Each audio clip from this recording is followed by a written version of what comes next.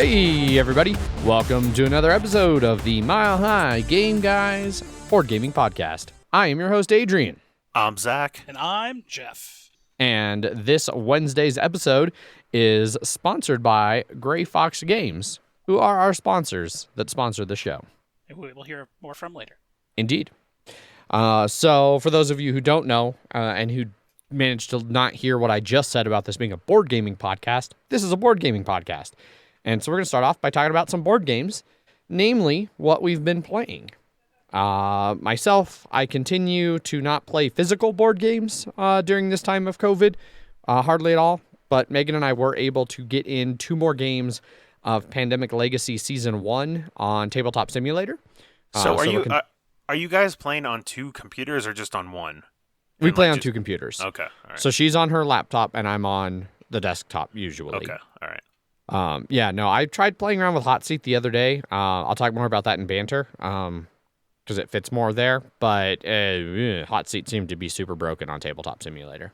So, but anyway, so Pandemic Legacy Season 1, as I talked about last week, we had lost our first game in May. And I can now confirm, I think on the show, I wasn't sure if it was April or May. It was May. So we had the big hook in April. And then May was like, oh shit, that big hook has happened and things are out of control. And then we fucking lost. Turns out we were playing something wrong. Super minor thing, basically, like, I think it is in April as part of that hook being revealed. One of the diseases, whenever you draw a player card that matches that color, you place that city, whatever player card city you drew gets part of that disease. So basically makes it spread even faster and harder. We'd been playing where you only did that during setup with the initial 2 player cards everybody gets dealt, which is not correct. You don't do it at all during setup. You just do it at the end of everybody's turn when they draw their 2 cards. If those match the bad disease, whichever color that ends up being in your game, then you place more of them. So Megan was like, oh, that's why we lost, because we played it wrong and we did it during setup. And I was like, that actually probably saved us like an extra turn or 2, because if it had been placing even more, we would have lost even harder. So May went really well for us. The second half of May went really well for us. We crushed it. We also discovered that so I think it was the second half of May. We went really well and we won. When we realized that we did it without using the win bonus from April at the beginning of setup. So we made it harder on ourselves a little bit in the second half of May. But overall, went really well. We won. We've gotten to a point now we have eradicated the other 3, the not bad diseases, at least once each. So those are getting better because of legacy things. And so like we continued that trend. The black disease that's in like the Middle East and Asia there is like stupid easy now. It's not even really a concern, especially considering red is our coda, which is the bad disease, and is out of freaking control. So we were sailing high, coming off the back end of May there, and so we popped up June and was like, oh, that's some cool stuff that we can now do in June. This is right on, coming right along. And then we proceeded to get raffle stomped in June. Like, it was even worse than our May loss. At one point, we had a single outbreak that started in Sydney and chained 5 cities up the coast all the way to Tokyo. And it was like, well, fuck. That's not and good. Now all 5 of those cities are sitting there with like, full infections and just ready to do that same chain again. And so we started, we tried really hard to like implement some measures to prevent that, but we failed. And it sucked because we were off to such a great start. We had, within the first full turnaround of all 4 characters, we cured, or maybe it was the second turnaround, but we cured 2 diseases and eradicated 1 by like the end of our second turns. If not closer to the first turns. It was really fast. And so we thought we were crushing it. And then we just could not get any yellow cards to cure yellow. And red being coda plays by different rules. and yeah, just went fucking bonkers on us. And it was one of those things where it was like it was getting bad and we knew it was bad, and then we had an epidemic card drawn, and so we took the card off the bottom of the deck just like in regular Pandemic, and it was like, oh, that city now completes this little chain here that is deadly. I hope that chain doesn't go. And then sure enough, that chain exploded, and we done died. So we have lost our first game in June. And Megan was like, "Do you want to play again?" I was like, "Nope. Not after that. That is good for me." So we won one and we lost one, and we are now midway through June. So we're about halfway through the game, depending on how much we win and lose in the back half of this. It's going really good. Megan's really liking it. It plays really well on Tabletop Simulator. It is kind of frustrating still that there's no good way to write on assets in Tabletop Simulator. Like, there's a text thing, but it's like just glued to the table. You can't really stick it easily to, cards or tokens or anything like that. So I hadn't thought about it before, but we upgraded a new character with a relationship, which now matches a relationship that previously existed. And Megan was like, "That's great. All 4 of these people now have this same relationship. They're all 4 coworkers.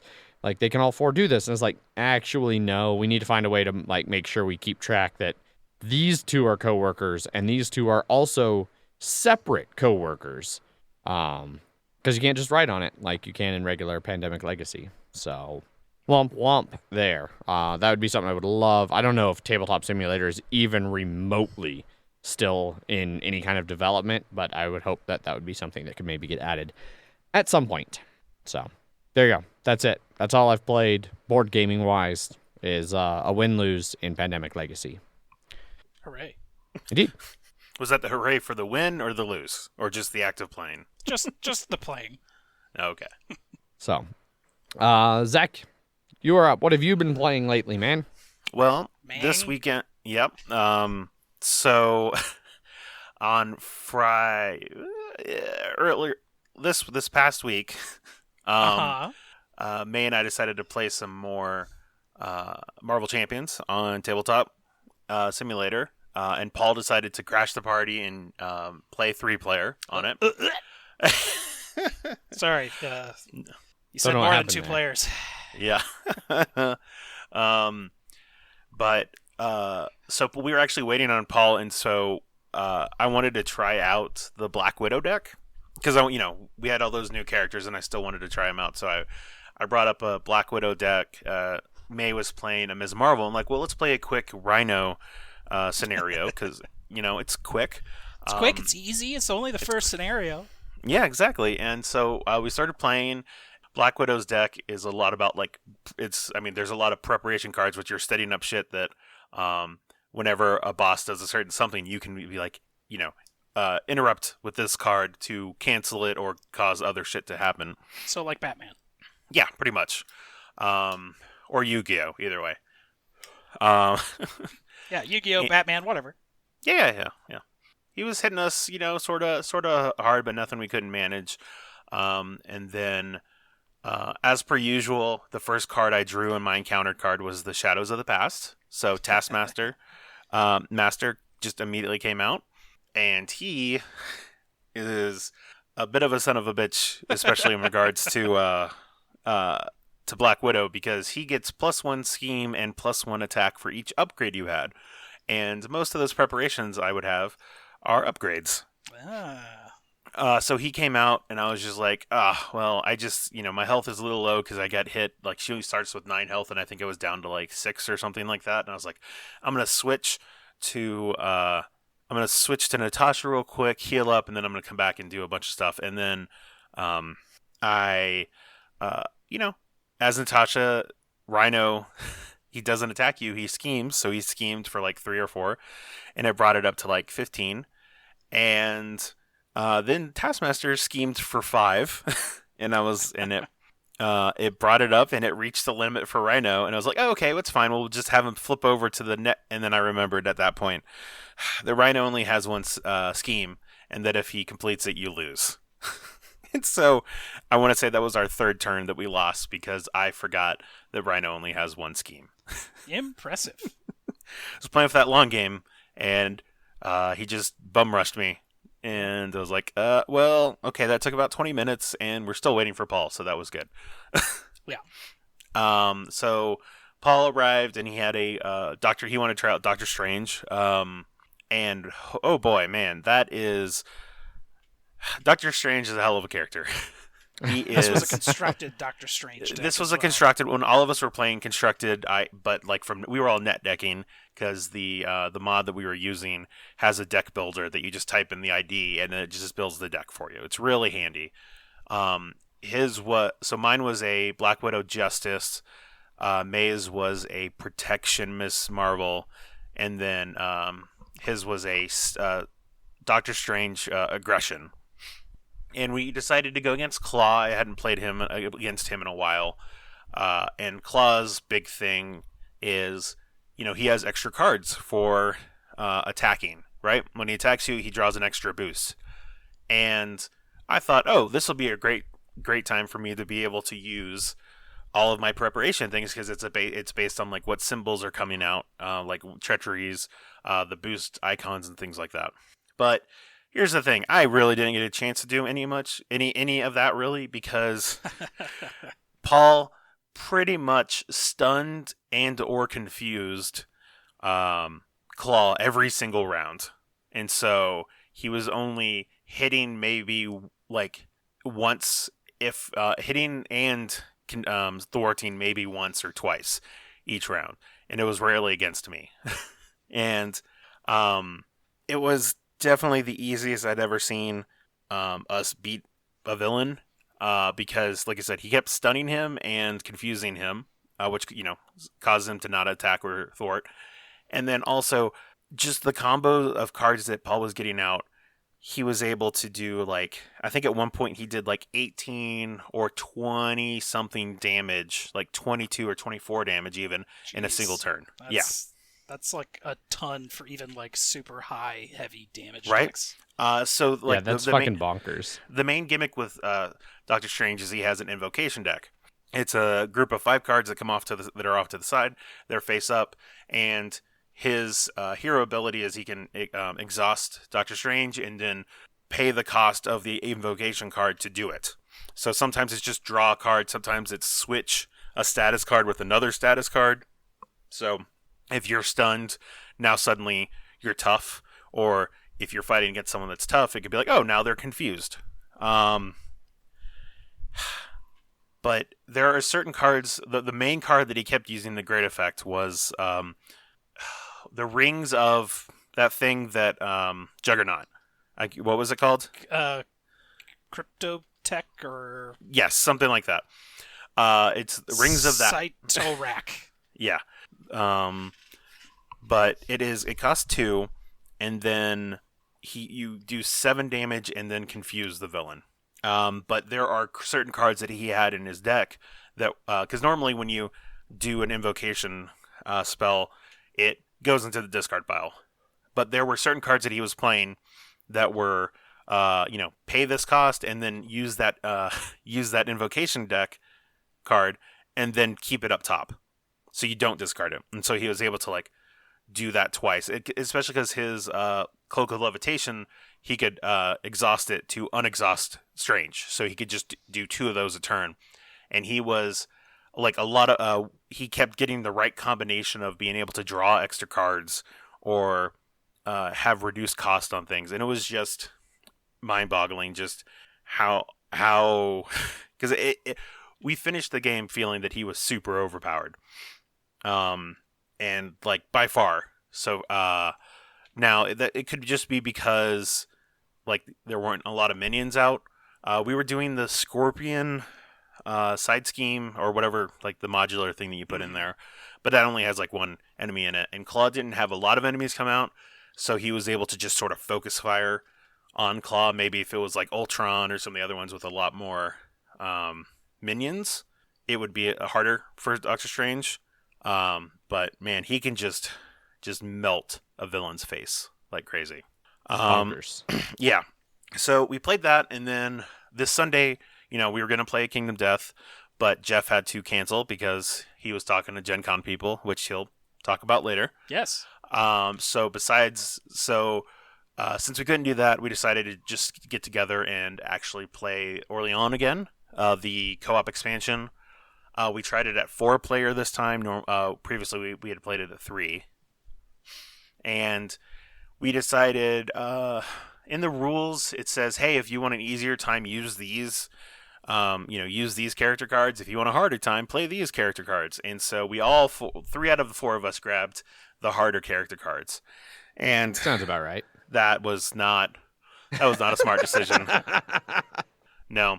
So, the easier character cards are like, okay, you need to like get to the top of a track and then like maybe have some extra technology or something like that, or you need to have a little bit of extra money or whatever. But the ones that we had were very selfish, and made you have to focus on doing your own shit instead of helping the community at large. So like I was the mayor, and there are these citizens that are spread out around the board on various tracks, that if you've succeed at certain things, you get these citizens, and you need to have a certain amount of citizens completed by the end of the game. So there were a total of 15, and I couldn't imagine a way for you to get all 15 regardless. But we needed to get 9 of them, except my character as the mayor, I needed to have 2 of them just on my own.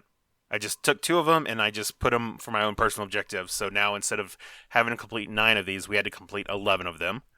And I also needed to just hoard money as well. Paul needed to turn in shit, like get rid of money, tokens, a whole bunch of shit every single turn. And if he failed once of those, we would lose. And so it was always trying to plan to make sure that he was okay on that. Wes needed to have so many victory points of items that we didn't care about, the wool and the brioche or whatever it was, the little, like, it was like a satin or something like that. And so each one of our abilities made us be so much more selfish and worried about, even if we were able to succeed at our own personal goal, that we were not able to fulfill like half of the objectives at the end of the game. Like we had I think we had 8 of the civilians, and we needed we had 7 of them, and we needed 9. We had to get like 10 knights up on the wall. We were only able to get like 7 or 8. We got like half of the food. So we did pretty well near the end, but we still did not come close to actually completing it. It was still very fun, but it definitely felt a lot harder at 4 players, and then adding in the hard character cards, it was definitely a bit too much for us, at least until we all get into the groove of it. Because Thursby played with us, and that was the first time he had ever played the game in general. He hadn't played like the original one, or even like the co-op or anything like that. So the next time we do it, we would probably have like 1, maybe 2 of the hard characters in there, but we wouldn't just try and be like, oh, we want to try this out at its hardest difficulty. So I feel you barely won last time. We finished it like on the last round, but it was very much just as long as I draw this one thing, I can give it to you, and then we're good. Gotcha. Yeah. So this one definitely brought it more towards the other end of just like not having, with playing with 4 people, you only had 16 rounds instead of, I think it was 18 with 3 players. I'd have to look it up, but I felt the lack of just time.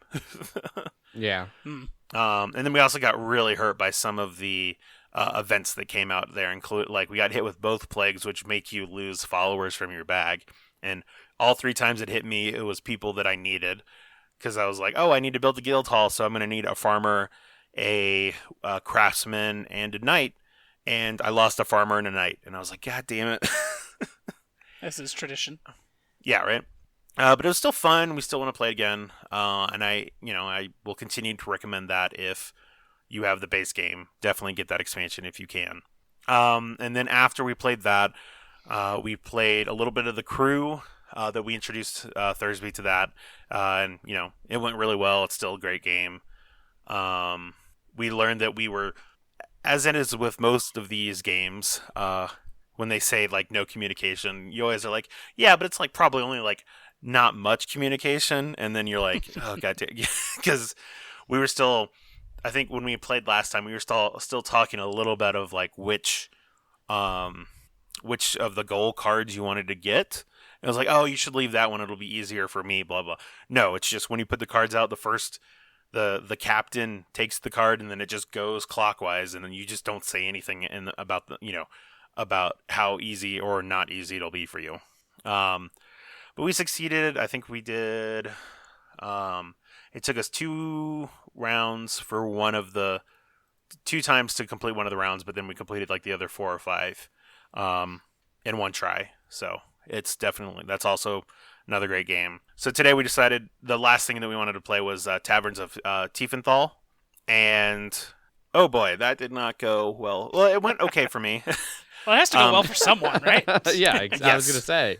Yeah, it went okay, but it definitely went better for Paul. So Paul and Oh Wes, yeah, that is the worst. Yeah, right. Well, here's the real thing: is that Paul and Wes had never played with any of the like modules 4 and 5, which introduced the good parts. No, it's all good.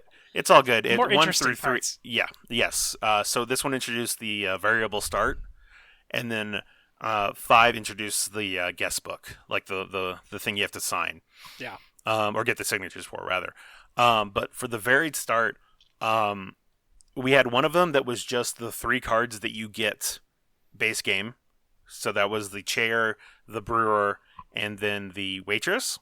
And then we had one that was just like you get a brewer, a dishwasher, a bar back, and then one other thing. Oh, a bard.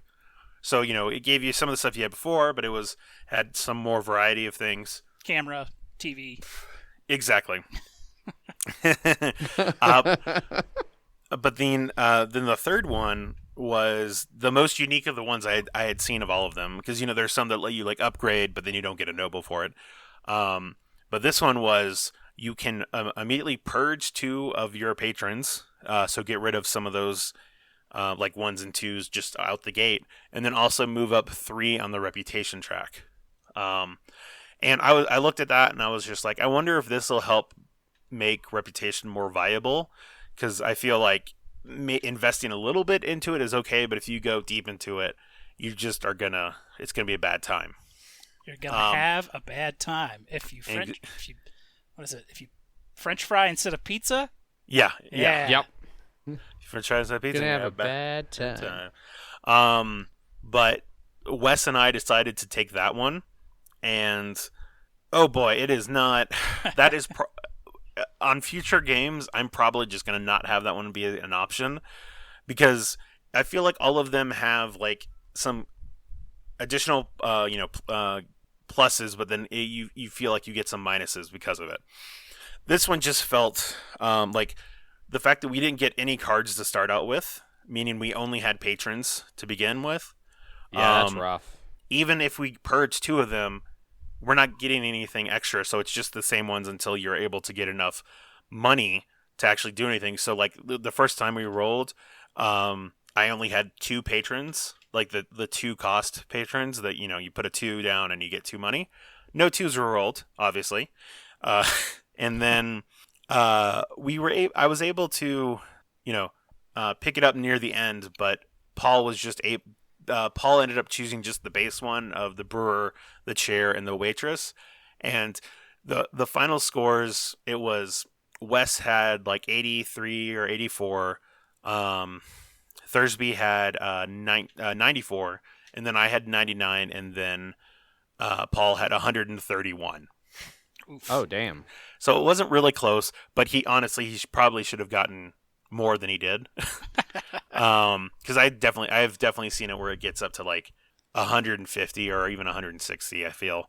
And I know personally there was one time I fucked up that I should have gone up once on the monastery to get a schnapps that would have let me end up getting like 2 more nobles that turn, but I couldn't remember when I was trying to turn, like I forgot that I had used one of the like those 3 regulars that come in that let you either re-roll or redraw your deck or move up once on the or on the monastery track, I forgot that that's how I was getting that one movement, and so I couldn't figure out how I did it, and then I did something else that was so much worse.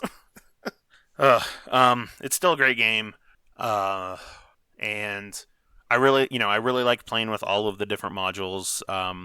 They had tried out the guest book for the first time, and that makes you think a lot more about like which patrons you actually want versus, instead of just like which one costs the most. You're like, oh, well, I'm trying to get these specific things. I've gotten more, signatures on 5, so maybe I'll go for that one. It will help me get closer to a noble, that sort of thing. But it went pretty well. We all enjoyed it, and I know at least at one point, it was the last round of the game, and I was going to buy one of those 3 patrons, the 3 beer patrons, that's like just sort of the starter ones, but it was the end of that stack. And I was like, well, I guess I'm just going to buy this to make sure that nobody else can get it, because it just gives me a point, but it's not helping me at all, but it will hurt someone else. And then Thursby went to draw a card and then he was like, to fill the stack where that spot was. And we're like, no, you don't do that. And then he was like, why not? And I was like, you know what? Let me look up this rule. And when that stack gets emptied, which I don't think it had before for us, but when that stack gets emptied, you just fill it with another card. And I was like, well, I'm definitely not doing that then if that's what actually happens. Because it was a bunch of cards that were 7 and 8. And the one that would have flipped would have been like cost 5. Mm-hmm. And it turns out that had I done that, then Thursby would have been able to buy that card and get him like 10 more points. And Wes would have then bought a card, a different card that would have got him 10 points that Thursby ended up buying because he couldn't buy that 5-card one that would have flipped. So me doing that fucked over Thursby and fucked over Wes. Great. Yeah. Perfect. Yeah, that sucks. Congratulations, everyone. Yeah. We did it. We did it. Huzzah. No, it still went well, but I would just not have that variable start card be an option, really. I feel like you need to have at least something extra to start off with that isn't just those straight patrons, because not only are you only drawing those 3 cards to fill out your chairs and that's it, but like the chair, the extra tables, the brewer, like all those cards can be used to reduce the cost of upgrades. So not having those really hurts you for being able to actually upgrade your tavern later in the game. Yeah, that makes sense. Yeah. That's basically it. I only played, 5 games. Sorry. Yeah. Geez, Zach, acting like an actual board gaming podcaster or something. I know, right? Someone has to. Look at this asshole. That I'm going to make look like an asshole because I played, I don't know. I guess I didn't play more, but... Jeff, really, it's just together we make Adrian look like the asshole. Yeah, see? Yeah, I'm in on that. Yeah, I'm fine with it. Right on. So, yeah, speaking of, Jeff, you've got a bunch of stuff because not only did you play some games, you also did a bunch of Gencon related things, yeah? Yes. So Punch Horde Media, the wonderful people that we are on a media network with, Eric decided to reach out to a bunch of publishers and see who would be interested in coming to the Discord he crafted for it and showing off their games via just streaming them online with your physical copy you have at home of their brand new prototype or the Tabletop Simulator or Tabletopia. And he had a whole bunch of people reach out, dozens of publishers, really. Weird Draft Games, Thunderworks, Renegade Games, Leader Games, Gray Fox Games. I'm going alphabetically at this point. Formal Ferret. But tons and tons. Publishers came out, and then they set up a bunch of meeting rooms, and we set up appointments that we would meet.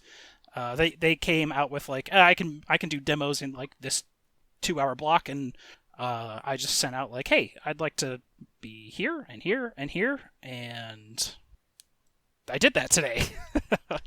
It started very early, air quotes early, 10 a.m. I was feeling weird on Thursday, because that's usually day 1 of Gencon that I've been going to for 20 years. and I was at work. I was like, today feels off, and I don't know why. Well, Jeff, is it because you weren't coming off from way too many Long Island iced teas? Yeah, it was 100% correct. My body had adjusted to the last 5 years of like maybe a late July, early August hangover every Thursday. And then continued hangovers and drinking for the rest of the weekend. Yep. And I was just like, man, this sucks.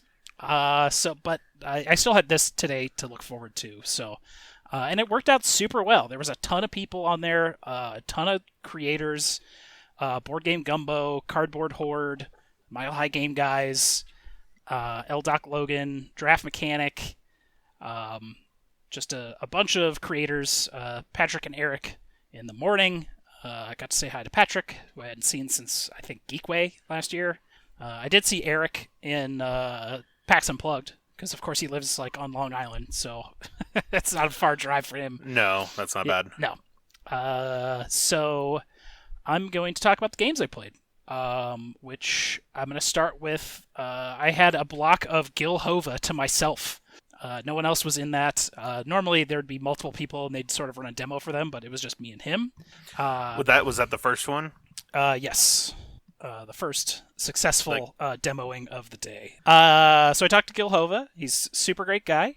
I was like, I'm not going to keep you here for the full 2 hours, so we're just going to kind of go over some stuff and maybe do a round or two of Rivals. And he was like, great, because I haven't taken a shower yet today. It's like day 5, and I was like, perfect. So first up, we started in Tabletopia, and we kind of went through a little bit of High Rise on Tabletopia. We talked a little bit about how he actually does some of the, like, adding the mods of his games into Tabletop Simulator and Tabletopia, and a little bit of how like other people do that, and like one version he had someone else did, and then one that he did, and they did a fantastic implementation. High Rise seems neat. We sort of just went over a little bit lighter on that one because it was only me and him, but it's sort of a game of corruption and construction, which who's ever heard of that in the real world before? But you're building various skyscrapers to different heights, and you get bonuses to those heights based on, like, if you're the first kind of to build that blueprint. There's like a blueprint thing off to the side. But I found the corruption track very interesting. It's you take negative points for it, and it looks very similar to the Network's score track. It's kind of got that black-gray checkerboard look to it. But you get bonuses for taking corruption, and that gets you negative points. But then whoever is on the actual points track, like first, second, third, like whoever's last on points, like goes back a certain amount of corruption, and then the second most on points goes back a little bit more on corruption. You go back a couple points, but whoever's first on the points track goes back all the way to everyone else on the corruption track, but they lose a ton of points. So if you're going way high in corruption, after every round, you're losing points. So it really balances itself out for, like, you're getting a bunch of points advantage, but that high corruption's sort of dragging you back with negative points. It was a neat little mechanic that I look forward to trying. Cool. I think that just came out, I think, early July, so it's only about a month old at this point. And we might be looking forward to a copy of that arriving to us some point in the near future. Just a reminder, because we aren't always the best about this, but let's try to say the games after we talk about them too. Yes. To remind people what we were just talking about. Which is High Rise. So that was. Okay. Yeah, so High Rise seems super neat. Then we went on to his other game that he was showing off, which is the Rival Networks, which is the 2-player version of Networks. Yes. I'm very interested in this. Yes. So it is it's similar but different. You still have the shows, you still have time slots, you still have the action cards, you still have ads and actors and things like that. But each split off each time slot into its own competitive track.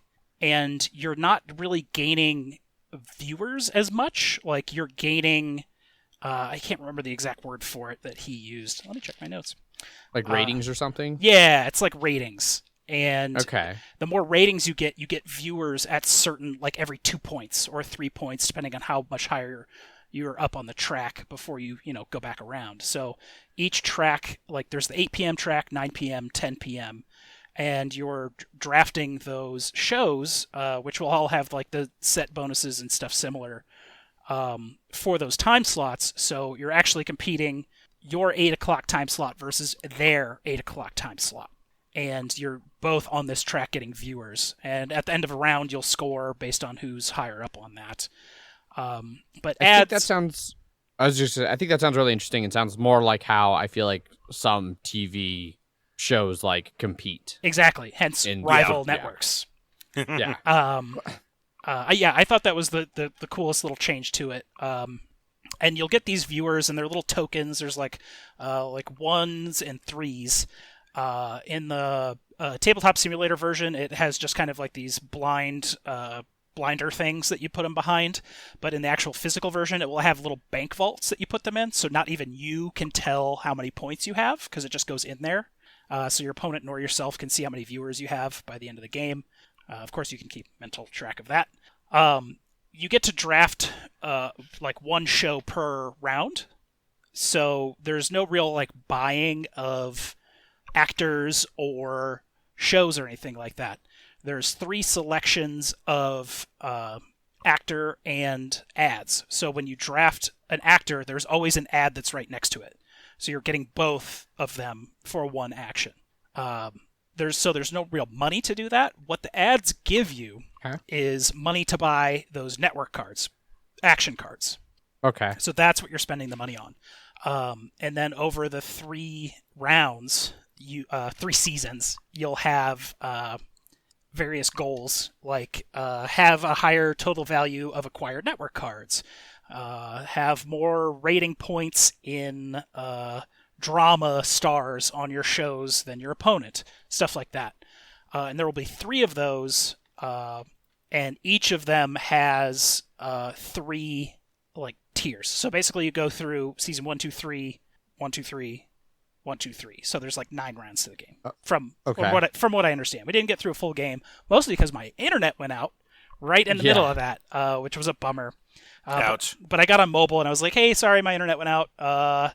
But we'd been talking for like 45 minutes at that point, so I was like, you're good, we're good, I'll talk to you later. Because he had another game that I caught the end of his full Rival Networks playthrough.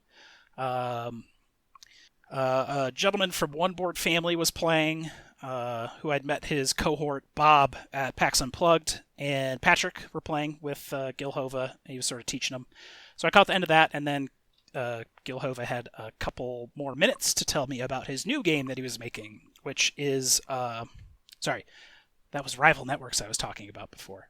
Yes. So now... You said it pretty close to the end, Okay, so good, I good, wasn't good. going to bust your chops about that. And then we went on to his new game. It's still pretty early, I think, or at least not... it doesn't have much art or anything in there, but it's a pretty basic game. So it's more of a storytelling RPG, like one-shot game. He was talking about how he wants to make games that are different. He doesn't want to be known as the one guy that makes that type of game, like Sure. he has been playing. He's made Wordsy, which is very different from his other games. Yeah, I was gonna say, like, I feel like he's not somebody who's known for like that one type of game. Like, Exactly. he does make different, unique games. Yes, So and that's what he wants to do. So he's being very successful at that. and keep doing, I guess. Yeah. So this Weird Stories is what it's called. It's about weird things happening and not really being explained. It is a storytelling RPG where you have a bunch of you come up with some basic characters in a situation, and then something weird happens. And he says it can be really heightened or it can be really grounded.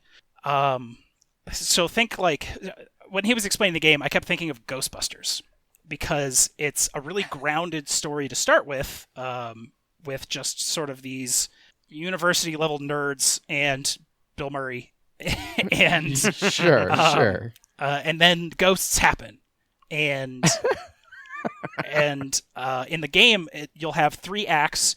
You'll put 4 cards out, and they'll each have questions like, how does the weird affect these characters' relationships with each other? And that could be something like, the weird makes someone's hair gray, is an example he gave.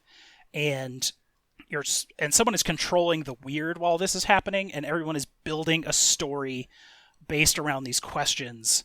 So it's sort of driving what's happening. And after you go through 3 of those 4 cards, the weird will pass, and then you'll go to an intermission that has like a certain set of like, all right, what's going to change from Act 1 to Act 2 in your story that you're creating? Is it going a little too fast and you need to slow down? Or is it kind of going too slow and you need to speed up? And you can choose that to be like something dramatic is happening. And then you go into Act 2, which has more drastic changes of questions that can happen to your characters. And then Act 3, which has like even more, like, once again, a Ghostbusters reference, like, the weird has possessed one of your characters. What does it do? And I was like, well, that's more of a Ghostbusters 2 situation, so... But I was, the whole time he was talking about it, I was like, that sounds something perfect for, like, the one-shots and stuff that we do. And he said it takes, like, 2 to 3 hours, 2.5, 3 hours. And he gave a great example of like, man, as a board gamer, that sounds like a long time, but as a paper pencil RPG player, that's like, oh, that's pretty short. With usual paper pencil RPG sessions being 9-ish hours. Yeah. All day affairs. Yeah, they can be. Yes. So it seemed neat. And that was his kind of new different thing that he was showing off. Yeah. Awesome. Yeah, weird stories. Seemed neat if you want a lighter RPG that you can sort of create everything that's around it without like that whole universe. You create your own universe. Another thing I thought of was if you've read any of the SCP wiki stuff, where it's sort of that weird... Yeah. Like SCP is super fucking weird. Yeah, like that weird government agency that's trying to keep all of these crazy creatures secret and behind closed bars and control, secure, contain, protect. I feel this would be a very good way to tell a weird story in that way. Yeah, I was just doing a little looking up, and it looks like some of his design inspiration for this was Fiasco, which I've played with the MHGG crew on stream as like a filler episode. I think we did like 2 Fiasco streams. Mm-hmm. Fiasco was really fun. It was very kind of similar, like you all kind of collaboratively work to give each other characters who all their different things. And then the other one he mentioned, and I have not heard of this, it's called Microscope, a fractal role-playing game of epic histories. Mm-hmm. It was nominated for RPG of the Year in the 2011 Golden Geek Awards. Okay. So yeah, that was the one he mentioned that I hadn't heard of either. Yeah. And one other thing that kind of makes this different than those that you're reminding me of is players have cards that they'll play, where they will play like if you want to change the story, if you don't like the way that's going, or if someone's doing a really good job at building the story, you can be like, no, I like this, keep going. Or you could be like, I'm going to suggest an edit to other characters, but certain people have, as you build these characters, authority over other characters. So, like, if someone's manager and you're trying to edit that, they need so-and-so's permission to be able to change something, or they could go along with it. It was just a neat way to kind of control, like, how the story flows with this card system. Yeah. Instead of just being like, hey, this is cool, or not. And there was a system of, I think he called them veils, like when you start up with your group, like, all right, what things will cross a line that you're uncomfortable with? So things like children being hurt in the story and stuff like that, people could be uncomfortable with. And things that you're like, this is a line that we should not have in the game, and things like that, like no blatant racism and yeah. Which most people will obviously have not in their games. So you'd certainly like to think so. Yeah. So yeah, weird stories seems pretty neat. And that was the end of my Hova experience. The Hova experience. I'm sure. There you go. Album releasing soon. And then I had a little break in there where I actually ate food, and then went into Leader Games event, I guess, right before we recorded today, actually. That was great. I know one of the people at Leader Games, Gates. We've done a bunch of drinking together at various conventions through Jake from Draft Mechanic. She calls them the 2 times a year she drinks at these events. I think I had met her for the first time back at Geekway, like 2 or 3 years ago. And then she was working, then she got a job at Leader, and then I saw her at PAX Unplugged. And we were like, man, it sucks that we can't like hang out like friends with, everyone else this year, which does super suck. Oh, it does. But it was nice going over all of those games that I wanted to know about, that she works for that company now. So, and then Eric, one of the Punchboard Media founders, along with us, I think. Yes, we are founders. Yes, you're on the council or whatever. I am on the board of founders. Yeah. Yes.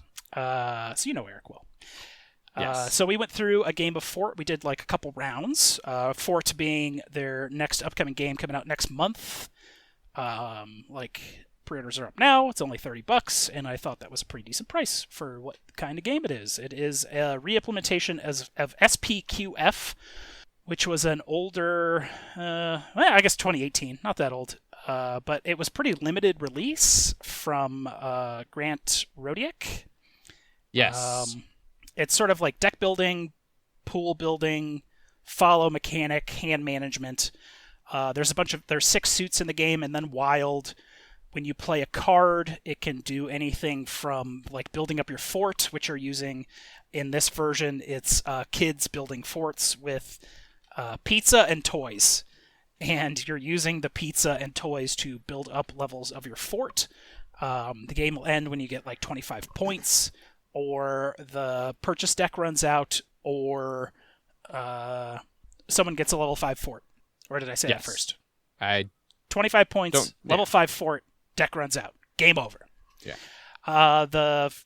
There's a bunch of perks and stuff you can get for upgrading your fort that will give you bonuses for like endgame victory points. You start with your, there's 4 different, I guess, starter factions. It's not really asymmetric, but your 2 starting cards are kind of the only difference. Because you have best friends. You start with your 2 best friends, and they're pretty powerful because most of them are wild or have good abilities. And you'll play a card. The card could be upgrade your fort, or get resources, or get more resources based off of more cards that you play out of your hand of the same color. So you're playing kind of sets, and you're using those resources to build up your fort. And then you recruit new friends. Yeah, kids. So whatever cards you don't spend from that turn, at the end of your turn, will go in front of you. So other people can recruit from in front of you, or the general pool in the middle. So you can steal your other people's cards if they don't spend them, or they just don't have an opportunity to spend them. So you will want to spend your cards so people can't recruit them out from under you, because the ones you spend go into your discard, the ones you don't spend go into a recruit pool. But at the beginning of your turn, if no one recruits them, they will go back into your discard. Seemed like a great little game. It plays like 30, 40 minutes with a 4-player game. Gates said it can go upwards over an hour for your first time play. Seems about right. Yeah. All the player boards will be dual layer because your little fort token, your pizza and toy tokens, and then your backpack will be dual layered. You only have slots for 4 toys and 4 pizza, and as you get later on in the game, you just won't have enough space to store everything, so you'll put that in your backpack. There's cards that will be able to steal out of other people's backpacks. There's a lot of trash mechanics in the game. The other 8 cards you get at the beginning of the game are just dealt to you at random from the deck, so it's really just your best friends, and then the rest of the cards. There's no real like starter cards that suck. Yes. It seems pretty neat. No real complaints. I I don't know if you mentioned, if you did, I missed it. Art by Kyle Farron, who Yes. does like all of their art for Leader games. Well, not Yep. all of their art, but most of their art, I think. There is a fun story I was going to get to about where all this art came from. They had another game called Camp that ended up not coming together, but they've cannibalized a ton of the art from that for this game. Oh, cool. Yeah. And then I know you'd mentioned SPQF being Grant Rodick's game. This is actually that game. Like, Yes, they signed him and took that. re-implementation of that game. Yes. Except yeah, kids building forts. I've heard a lot of very positive comparisons to Race for the Galaxy. Kind of as another like quick 2-player card-based game that makes that once you know it, like plays real quick and flows real nice. Yeah, I'm sure a 2-player version of this would go quite fast. It does go up to 4, of course, just like Race, Yeah. I think, at 5 Yeah. or something. Yes. But yeah, it seems super cool. There's like a ton of unique cards. There's a bunch of art on the cards that are actually the workers at Leader Games. She was showing off a bunch of like, this is so-and-so, this is person A, person B. Of course, I forgot their names immediately. But Right. yeah, they put everyone there into the game. And it's got a great quick reference card, like, because there is a lot of iconography in the game. Various actions, modifiers, things, and suits to keep track of. But the quick reference card makes everything a lot easier to learn. Nice. That. So we did a couple rounds of that, and that was a lot of fun. And then some people had to be leaving soon, so we ended that and went over from Fort to Oath, which is their big, huge, crazy game coming out like Q1 next year that had a big, great, successful Kickstarter. Yeah. And they just released the newest updated rule set for Tabletop Simulator on Friday. Which was a problem for Gates because she had to learn how to do all of that new stuff like that day, because it came out like that Wednesday or the first day of Gencon, and then she had to demo it all weekend. That's unfortunate. Yeah, so we just did a little light overview, especially because people only had like 5-10 minutes before they had to leave. But Oath seems neat. Like, one of the questions was, like, is this a legacy game? No, it's a campaign game. It's a campaign game that never ends. Yes. And you don't actually change anything at any point during, like, you're not writing on cards or tearing cards up or doing anything like that. You're sort of like but it does carry over game to game. Yes, you're rebuilding decks and how the next game plays. And you're doing that for, like, eternity or something like that. So you'll have various locations on the board. There will be various relics. You all have like meeples that go with your player boards. Someone starts as the Chancellor. That's basically the winner from the previous game. And then you can either follow the Chancellor or be in exile. So that's kind of where it comes. You become like a kind of cooperative, kind of competitive. Some are more competitive than others, I think. But you're all trying to become that Chancellor in the next game. Mm-hmm. There's different locations that you're putting your various meeples down. There's combat dice. There's a ton of modifiers to like everything. All the art is 100% unique. There's 195 unique cards in the game. The art is still ongoing for that, and I'm sure he's working his butt off to... because once again, this is root art guy, Kyle Farron. Kyle Farron. Yes, Kyle Farron is continuing to work his butt off on this game. Like I said, he does basically everything for them right now. Yes, and it's all fantastic. I hope good. I hope they pay him well. I'm sure they do. Yeah. Usually when you have an artist who works specifically for you, you are paying them decently well. Yeah. But she also went over, like, they're not trying to burn out the root characters on all of their that makes various sense. games they're making. Because they have, I think she said there's another, like, 4 games in production for that Woodland universe. I'm sure there's some name for Brute and its various things. Yes. But it's on Tabletop Simulator. You can go on there. You can just straight up play it.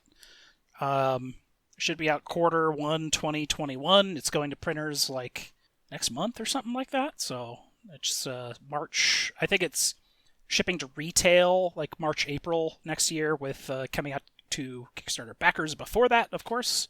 But who knows what'll happen? I am one. Yes.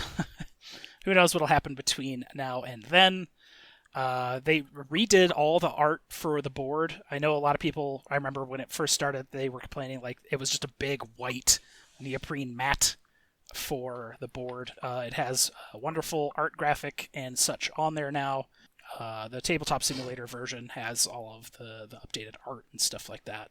The meeples in the game still look great. They're not root meeples, but they do look very similar in that sort of style, of course. A lot of the art came from like the Dark Crystal sort of look, like the Skeksis and things like that. Because someone had mentioned is like, this looks kind of like the Dark Crystal, and I was like, yeah, it totally took a lot of inspiration from that. Yeah. But she also said it's a pretty complex game to teach. So I was trying to learn it. So this is like earlier when I mentioned that I tried to do the hot seat gaming on Tabletop Simulator, see how that worked. It was because I was trying to hot seat game with just myself, learning Oath, and oof. I'm also bummed the simulator or the mod for TTS for it doesn't have, like, at least I couldn't find a rule book like on the table. So like if you do root, it has all of the rule books like sitting off to the side on the table, so you can click on them and like thumb through them and like see them. This one didn't, so I had to like open like alt tab out of Tabletop Simulator, open up their website, get their PDF, and then like go back and forth trying to learn the game. I did not get very far before Megan and I gave up and watched Netflix. Well, I have a standing invitation from her to we can schedule someone to demo us a game of Oath if we so choose, top to bottom, teach us the game, see how it plays, and all that kind of stuff. So you and I should maybe do that. Maybe not this week. I won't have time, I don't think, but maybe next week, like maybe a mid morning before you go to work, do a couple hours like the two of us and somebody from Leader. Yeah. That'd be cool. Yeah. So fingers crossed we'll get a nice preview Oath game in. Apparently it's been ultra popular. They're getting a ton of playtest information off of everyone playing online. So they've definitely fully hugged love Tabletop Simulator and the like for their implementations. Like their official mods from them, they get people to make them for them, and they've been done very, very well. The setup button for Fort was fantastic. So much that they even automate the first player randomization. And that's why, like, so far, the only Tabletop Simulator game that I've played, well, now Pandemic falls into this category, but that I really liked and felt was super easy to use for at least experienced players, because I wouldn't want to teach newbies, but is Root. Their Root mod is fucking amazing for setting up. Like, you go through a couple of clicks to choose factions and things like that, and then it sets it all up beautifully. Yeah. So yeah, they do a great job. Already kind of came set up, so when you start it, so that helps. Yes. Yeah, there's not nearly as much clicking and choosing. I do vaguely remember there was clicking that she did, Gates did for how many players and things like that. But yes. Yeah, Oath seems pretty cool. And that was the end of my appointments for the day. And then, like 15 minutes later, we started this. So there you go. So you have now, the last like 30 minutes of the podcast has been what, Jeff's like 10 hours before the podcast? Not quite. Yeah, around there. Yeah? Yeah? Nice. Well, that wraps up. I have another appointment tomorrow with Thunderworks Games with Role Player Adventures tomorrow morning. So okay. Yeah. I'm less interested in that game. I want to see what it is. It seems like you can make a character in Role Player and then go play an RPG that seems to have a similar system to Drakengard? No. Dragonholt. Dragonholt. Yep. Yeah. That was always my one problem, my main problem with role players. I'm like, well, I feel like I'm making a character, and then you're like, all right, game's over.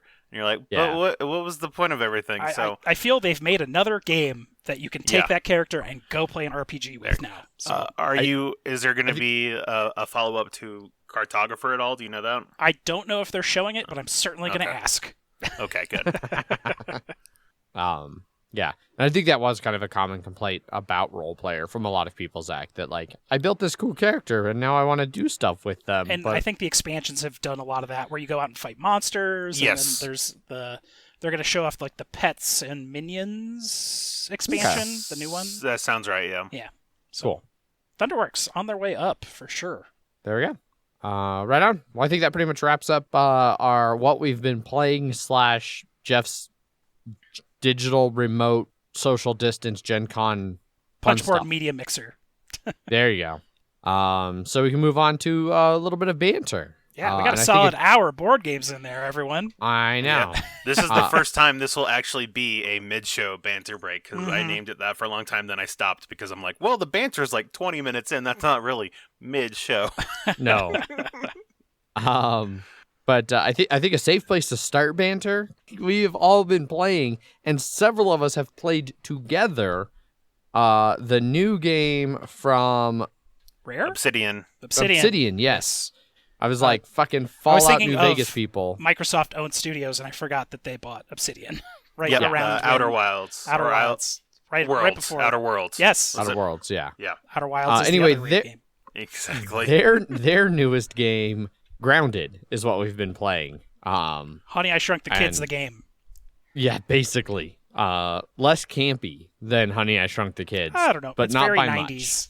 It does have some solid Honey, I Shrunk the Kids vibes, though. I'm sure they will and not add just the camp. like, maybe, yeah.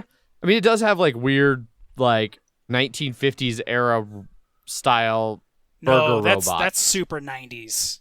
That style robot in that kind of era movie. It also has Battletoads, which is it was pure 90s. That's true. And all the different like sodas and juice cartons and like the are 3D all weird graphics thing, like the little holograms that are like displayed are very like 90s Saved by the Bell logo shapes. Yeah. So heavily inspired. Yes. Also still very early access. Super early access. Game preview? Is that what yes, Xbox Yeah, because it's game not preview. actually early access. No, for Steam legal is early reasons. access. Yes. Yeah. Microsoft is game preview.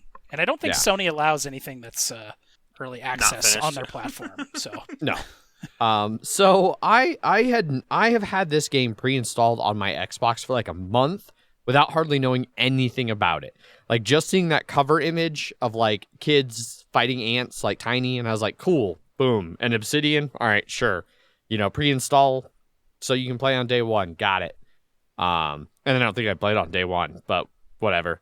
So I played this like the very first. No, I did play it day one because I was like, oh shit, that came out today. Let's see how that is. So I've been playing mostly on Xbox, exclusively on Xbox, because my PC, the downstairs one that I built for Megan a couple years ago, it crashes the video card every time we try to play it. Like no matter what I do to graphic settings or anything, when I actually I can get to the menu, I can do all that. Once it loads into the game, I'm also still fine, and I can hear people talk, and I can hear sounds and like dialogue. As soon as I hit WASD and move in any way, shape, or form, or slide the mouse to turn, it garbles and crashes, and it's like, well, fuck. So I can't play it on PC. Yeah, it's a pretty game. I'll tell you that. Yeah. It looks real good on the Xbox. I was able to, once I did this PC upgrade, I've been able to play it on Epic, and it still is running at like 100 FPS. Nice. And the lighting effect is real good. Like, when in our base that we built after you left, Adrian, we have a 2-story roof, and like just seeing like the sun coming in through the leaves, I was like, oh, that looks amazing. Yeah, nice. It looks real nice.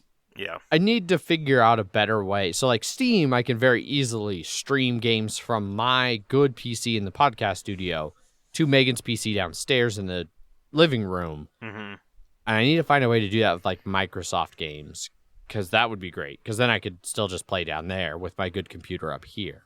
Eventually, they're going to do like an xCloud thing that'll let you do stuff similar to that, but that's still a ways away. But yeah, so I played it a little bit on my own, like that first night. and then I think a little bit the next day because I was off. Because I think it actually released weirdly on like Tuesday or something like that. Yeah, I remember I played it a little bit after I came home from work one day. Yeah, because it released on like the 28th or something. I don't know. Well, then like one of the next nights, Ofer was giving me shit like, cause he like. For giving you shit. What the hell? That does not seem right at all. Right. Is he okay? He added me to a party. That was him and one of his buddies, and they were. I'm pretty sure they were playing Deep Rock. And at first, I couldn't find. I didn't think I still had a working Xbox headset. So they were chatting, and it was coming through my TV, and I was responding with like the keyboard, which they were giving me an endless amount of shit about the incredibly delayed responses, and the fact that I didn't have, a headset. And Nova was like, "Do you not have like a phone headset? Just plug it in." I had to send him photos of my Xbox controller to show that I have the original Xbox One controller that does not have a 3.5 millimeter jack. You needed an adapter, which I own. To plug a headset in there. So I don't own the adapter, but I was able to find an original headset that I also have that actually still worked. I thought all of mine were broken, but they weren't. Thrown off in a fit of rage. No comment. No comment. But so I was able to plug it in. So then his friend had gotten off by the time I found the headset, and then he was like, "Well, do you want to play some Grounded together?" And I was like, "Well, I was going to go to bed." And he's like, "Well, what time do you work tomorrow?" And I was like, "I don't." He goes, "Get on Grounded. Like, we're going to play Grounded. You don't work tomorrow. Get on Grounded." I was like, "But Megan's in bed." He's like, "So?" She'll still be in there. Yeah. And she'll still be in bed. And so we played until way too late. Yeah, that'll happen. But it was a bunch of fun. I had fun playing with him and like showing him the ropes. I don't think we've really talked much about how the game actually is. It's a survival game, like water. It's a survival base building. Yeah. Build bases. You research different animal parts and/or materials to make better material recipes, and then researching things unlocks recipes. And there are giant, terrifying spiders that you die from a lot. Yeah. And stink bugs and ladybugs that will fuck you up if you accidentally hit them with a hammer when you're trying to break an acorn. Like, yeah. Ants that will swarm you if you attack one of them, and there's others nearby. Have you guys come across larvae yet? Yes. Yeah. They attacked our base and blew up our chest, and there was just shit everywhere. Yep. Ants blew up Ofer and I's chest in our game, and shit everywhere. They were like, all right, now it's time for wolves. Yeah. The fucking larva pissed me off in my solo game because they swarmed my base, destroyed everything, and then would not leave. So I was like, all right, well, I can't get back to any of my shit. So I guess I'll just go do something else now. Yeah, playing this, I definitely can't see playing it solo. It is so much more frustrating solo. Yeah. Having now played with multiple, I did with Ofer, I tried to do with Megan, but we couldn't get the computer to work. I did the other night with you and Paul until I got off and then Jeff got on. And playing with other people makes this game so much more bearable. If for no other reason than all three of you are huddled in a corner trying to stab a spider that's getting into your hole. You're like, no, stay back, spider. Don't go into my hole, spider. No. 'Cause I remember when Jeff and I played, we built, there's this little, it's part of the shrinking machine or whatever, but we built a base right next to it, and we had some ants come by every once in a while, but it was fine. But then when Adrian, Paul, and I tried to build a base there at the same time, we got ambushed by 2 wolf spiders, which are bigger than the size of the base. Yes. And they just would not leave us alone. It was so frustrating that we eventually just abandoned the base and built it on the other side of the fucking map. Yeah, you went all the way to the pond, which was too far. Yes, it was. Because there was no grass near there within 200 centimeters, which, by the way, you measured distance by centimeters in this. Yes. So. Yeah. You're grass closer, and it's nice. The grass there is, yes, it's a little bit further than, ideal, I guess. But it's, there's a nice barrier where it's dry grass all to the left and good grass all to the right, so you can very easily get both types of grass that you need. I liked that spot. The one right on the water? Yeah. Well, there's not any grass within 200 yards. This is beyond the oak tree. Yeah. Yeah, the oak tree's not that far. It was that far. It was too far. It was too far. I'll tell you this. For when we built our fort, I would have not wanted to haul that fucking grass all the way to that. like to 5 just at a gotta- time. You just got to put on your ant armor so you can carry more grass. 8 at a Yeah. time. Yeah. That's more than a 50% increase, Jeff. Great. And each wall piece needs 4. So you're making 2 wall pieces a trip. It's perfect. Yeah, great. Mhm. Yeah, Only, With 3 like- people? Through spider territory each time. Yep. That's not spider territory. The oak tree, there's a wolf spider nest right underneath it. It's off to the other side, though. It's dead center underneath it. I found I found baby spiders. Oh Yes. yeah, baby spiders are nice because you can kill the. It's one of the best ways to get silk, spider Yep. silk. But then if you kill too many, then the mama spider will come over and fuck your shit up. Yep. Yes. Which happened to me. Well, especially in the one area where there's like a mama spider hiding in underground in a burrow right Yep. beneath all the baby spiders. Yeah, and you're just like, aha, die, and all of a sudden you hear the movement, and you're like, oh, that's not Ruh-roh. good because those spiders are a lot quicker than you are. Yeah, you could be running full sprint away and then you're just dead. Yep. Like, oh well, all right. Over in that spot there was a hole that I fell down, and then died because like I was like jumping down the hole to get away from a spider and it hit me in midair and I fell and just died. So my bag was down in this hole and it had like all the shit that I wanted at the time, like spider silk and a bunch of other stuff. So I went back and I like got into the hole and got it, but then I found that you couldn't get back out of the hole. So I had to go deeper down into the hole, which just led into the back of a very narrow spider den, at the entrance of which was curled up a sleeping, like, orb weaver spider. And it was like, well, fuck.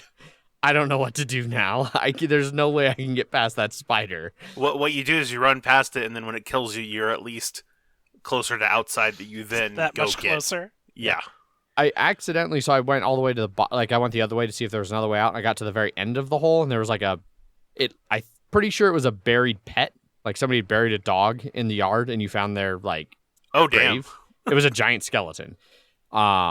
And as I was like checking that out, and I think there was something to harvest down there, it must have looped around weird towards that entrance, because then a spider slowly glitched through the wall into the hole where I was and then chased me out of the burrow. But I had just enough lead that I was able to survive. Nice. When we were playing, so after you left, and then Jeff came on, and Jeff's friend CJ, Oh, yes. Creator of our maker of music. our, yep, And art. Or no, not art. Just music. no, yeah. For the most part, CJ was just sort of just fucking off doing his own thing. He's doing all And the so quests. Yeah, he was doing all the quests, and so we would be building stuff. And only here we just hear, quiet, and they're just, holy fuck, what the fuck? And apparently there are Black Widows. So Somewhere. Oh my god, really? watch Apparently. out. Yeah. Oh. Yeah, he was that like, gives there's a me big, he was creepies. like, there's a fucking spider that killed me, and we're like, oh, I bet it was a wolf spider. And he's like, no, it had a red hourglass, and we're like, oh shit, that's not good. Yeah, it was silence. And they're like, oh fuck. I went through the anthill. Yep. And there's some gear and stuff down there that you can't build. There's Nice. bee armor apparently Oh, that's cool. Wait, where was that? in the anthill, Was it the abandoned Oh. anthill or the actual one? the actual one. Paul and I went to that anthill once trying to kill, because our quest was like to kill soldier ants, and like I had ant armor on and he didn't, and so we walked in there and like I was just walking past everything. He's like, "Why the fuck is everything swarming me?" I'm like, "You gotta be a human, man." Yep. Until I attacked a soldier ant, and then they all decided to attack me too. But Yeah, we shouldn't do that. no, but what we did is we had we had killed some soldiers before, and we built the ant club and just decimated them. Yeah, yeah, it's like a two-handed club weapon yeah. that has a chance to stun, which is nice against Oh, yeah. spiders. Yes, it is. But I think I'm kind of done with it until some more content. They had more. gets added. Yeah, yeah. I can see that. Yeah, the Doesn't seem like story there's much. is so short. Yeah, you get to the quests, and that kind of keeps you busy enough. But Yeah, but it's definitely just feels like it's keeping you busy. It's not. yeah, Yeah. the only thing we As haven't really done interesting. is the berry leather area yet. Yeah, which there's a berry somewhere that we can go harvest. Yes. That's all I really know. Yep. So Yeah. And I have not been a huge fan. The base building's really clunky. And so I'm not a huge fan of it so far. Yeah, but it's still the first week of early access access release, Yeah. and they announced that over 1 million players have already been playing it. So it Jesus. is very popular. Yeah, I'm sure there will And be microtransactions at some point. yeah, probably. God damn. Yeah, but very few like early access games are like not necessarily not good, but just full like fleshed out Yeah. in the beginning. So Yeah. Yeah, especially within their first week of launching. but I think there's a good core there for that style of game. That if just adding a bunch more, and especially there were multiple places that like there's like I went towards a picnic table and there was just a big like under construction sign. It's like okay, Yeah. well they're gonna be building more stuff over here eventually, but. Yeah. And you can swim in the water, and if they don't add fish, they can eat you in that. I don't know what they're doing. I was so scared the first time jumping into like the big pond because I was like, there's definitely going to be something that's just going to swallow me whole. Yeah. Alas, no. No. Goldfish, sooner or later. Yeah, right? Yeah. Monster goldfish. Yeah. So that's Grounded, the video game that we've all three been playing. Correct. I'm sure Jeff just said he's basically done with it. So I probably won't play with Jeff this week, but maybe more with Ofer or Paul or Zach. We'll see. Yeah, we'll see. I might play it a little bit, but Yeah. it's definitely aside more fun in co-op. That Yes. very sure, yeah. Aside from that, I haven't really been playing a whole lot of anything else. I'm still doing a little bit of work on my Mega Factory and Satisfactory. And I tried the Long Dark on Xbox, and I got real frustrated real fast, which Megan found endlessly humorous because that's like one of her favorite games that she crushes. So I'm a Kickstarter backer for that for the board game or the video game? video game. Oh, I didn't know It's a that was one that Kickstarter. was on Kickstarter. Yep, one Cool. of the few successful video game Kickstarters. Yeah, no kidding. Jeez. Yeah, that's pretty much it for me for banter. I bought a giant new turtle cage. That's the last thing I'll throw in. My turtle, Mr. yeah. T, is getting an upgrade from a 20-gallon tank that he is currently in to a 75-gallon tank. So Does it just look like a bigger version of the one you have, or is it like sort of set up differently? I I don't know, I'm just curious. I don't know how to answer that question Well, because I don't answer it. fully understand that question. Well, you still got to answer it. Like, yes, it is literally a bigger version of the tank that I have. Okay. all right, Like, that works. I haven't like set it up yet, so like things will be laid out differently. Like, it's going to be too deep to have like the rock pile for his basking area. So that's part of things is like I'm going to custom build a little basking area that will sit on top of the tank, which should do two things beneficial for me as the keeper, and one really beneficial thing for the turtle. So for the turtle, it'll give him a little bit more secluded of an area that he can go to and like feel like, I don't know, secluded and away from things, but also like getting all of his heat and light. And then for me as the keeper, the two nice things that it'll do is it will help like vastly reduce splashing. So like I know you have, Zach, I don't know if you have, Jeff, ever come by to like, hey, I'm out of town, could you stop by to fill up the turtle tank?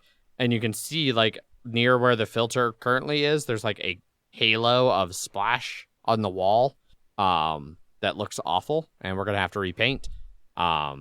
This will prevent that. Like, it'll cover the whole top of the tank, so it will keep stuff from splashing out of the tank as easily and getting all over the wall and the floor and shit like that, and getting up onto the lights, which then makes the lights short out sooner because they get like crusted, dried water and then like overheat and burns out the heat bulbs, which is annoying. And then because it will be all covered and enclosed and those things won't be water won't be splashing out and all that, it should dramatically reduce the evaporation / water loss of the tank. So like instead of needing people to refill it like once a week when I'm gone, it should hopefully be able to last for 2 to 3 weeks at a time without really needing water added to it. And yeah, it's a lot more water for the same size turtle, so like the filter will keep up better, so I won't have to clean the filter and the filter won't get as gross. The water will stay clearer, all kinds of stuff. And we're gonna get some fish. Hopefully fish. We've been researching fish that red ear sliders can't catch, because any other fish I've ever tried in the other tank, he devours. So yeah, So that's my current like house project is massively upgrading the turtle tank. And I cut my hand on the glass tank today. So Great. Way to go. yeah. It has like little glass lids, and the sides of them are definitely, like cut glass that apparently was not in any way, shape, or form smoothed or dulled or anything. And I was moving things around and like, oh yeah, that's really sharp glass right there. Cool. And then I did a podcast. So that's my banter. Gotcha. Jeff, Zach, take it away with banter. I'll interject now with another game.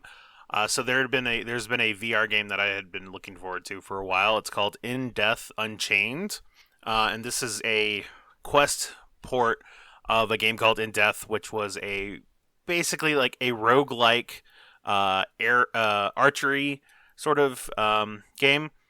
You're walking through like these series of bridges and cathedrals and stuff like that, and you're killing things with arrows.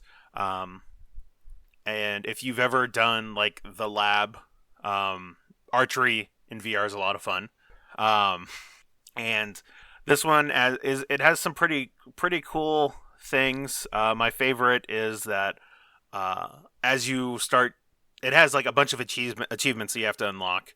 But as you unlock them, they start giving you more abilities. So it's like, oh, if you kill enough people with headshots, now when you get headshots, you get like extra money. Or nice. you die, you take enough damage or something like that. It'll be like, well, now when you take damage, your next shot will be like double damage, double hit like that. Or if you kill enough, because there's these like crusade guys that'll come in. So the enemies, they're like the basic ones are basically like hooded archers.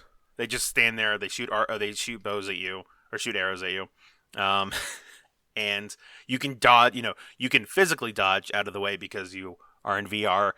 But you can move around. The game originally only had teleportation that you shot via your bow, so you would just shoot like a teleportation arrow, and it would move to wherever you were. But you had this little, I don't know what it is in Death like the original game, but in this it looks like a stick that you just sort of throw, and you just do like a short dash to the side or wherever you aim it. So if an arrow is about to hit you, you can dash to avoid it. But the enemies, the main enemies are archers, and then like these little zombie guys will come and attack you too. And then there are crusaders that will come, like they'll have actual weapons, some will have shields. And as you start killing them, like more upgraded version of these will start to appear.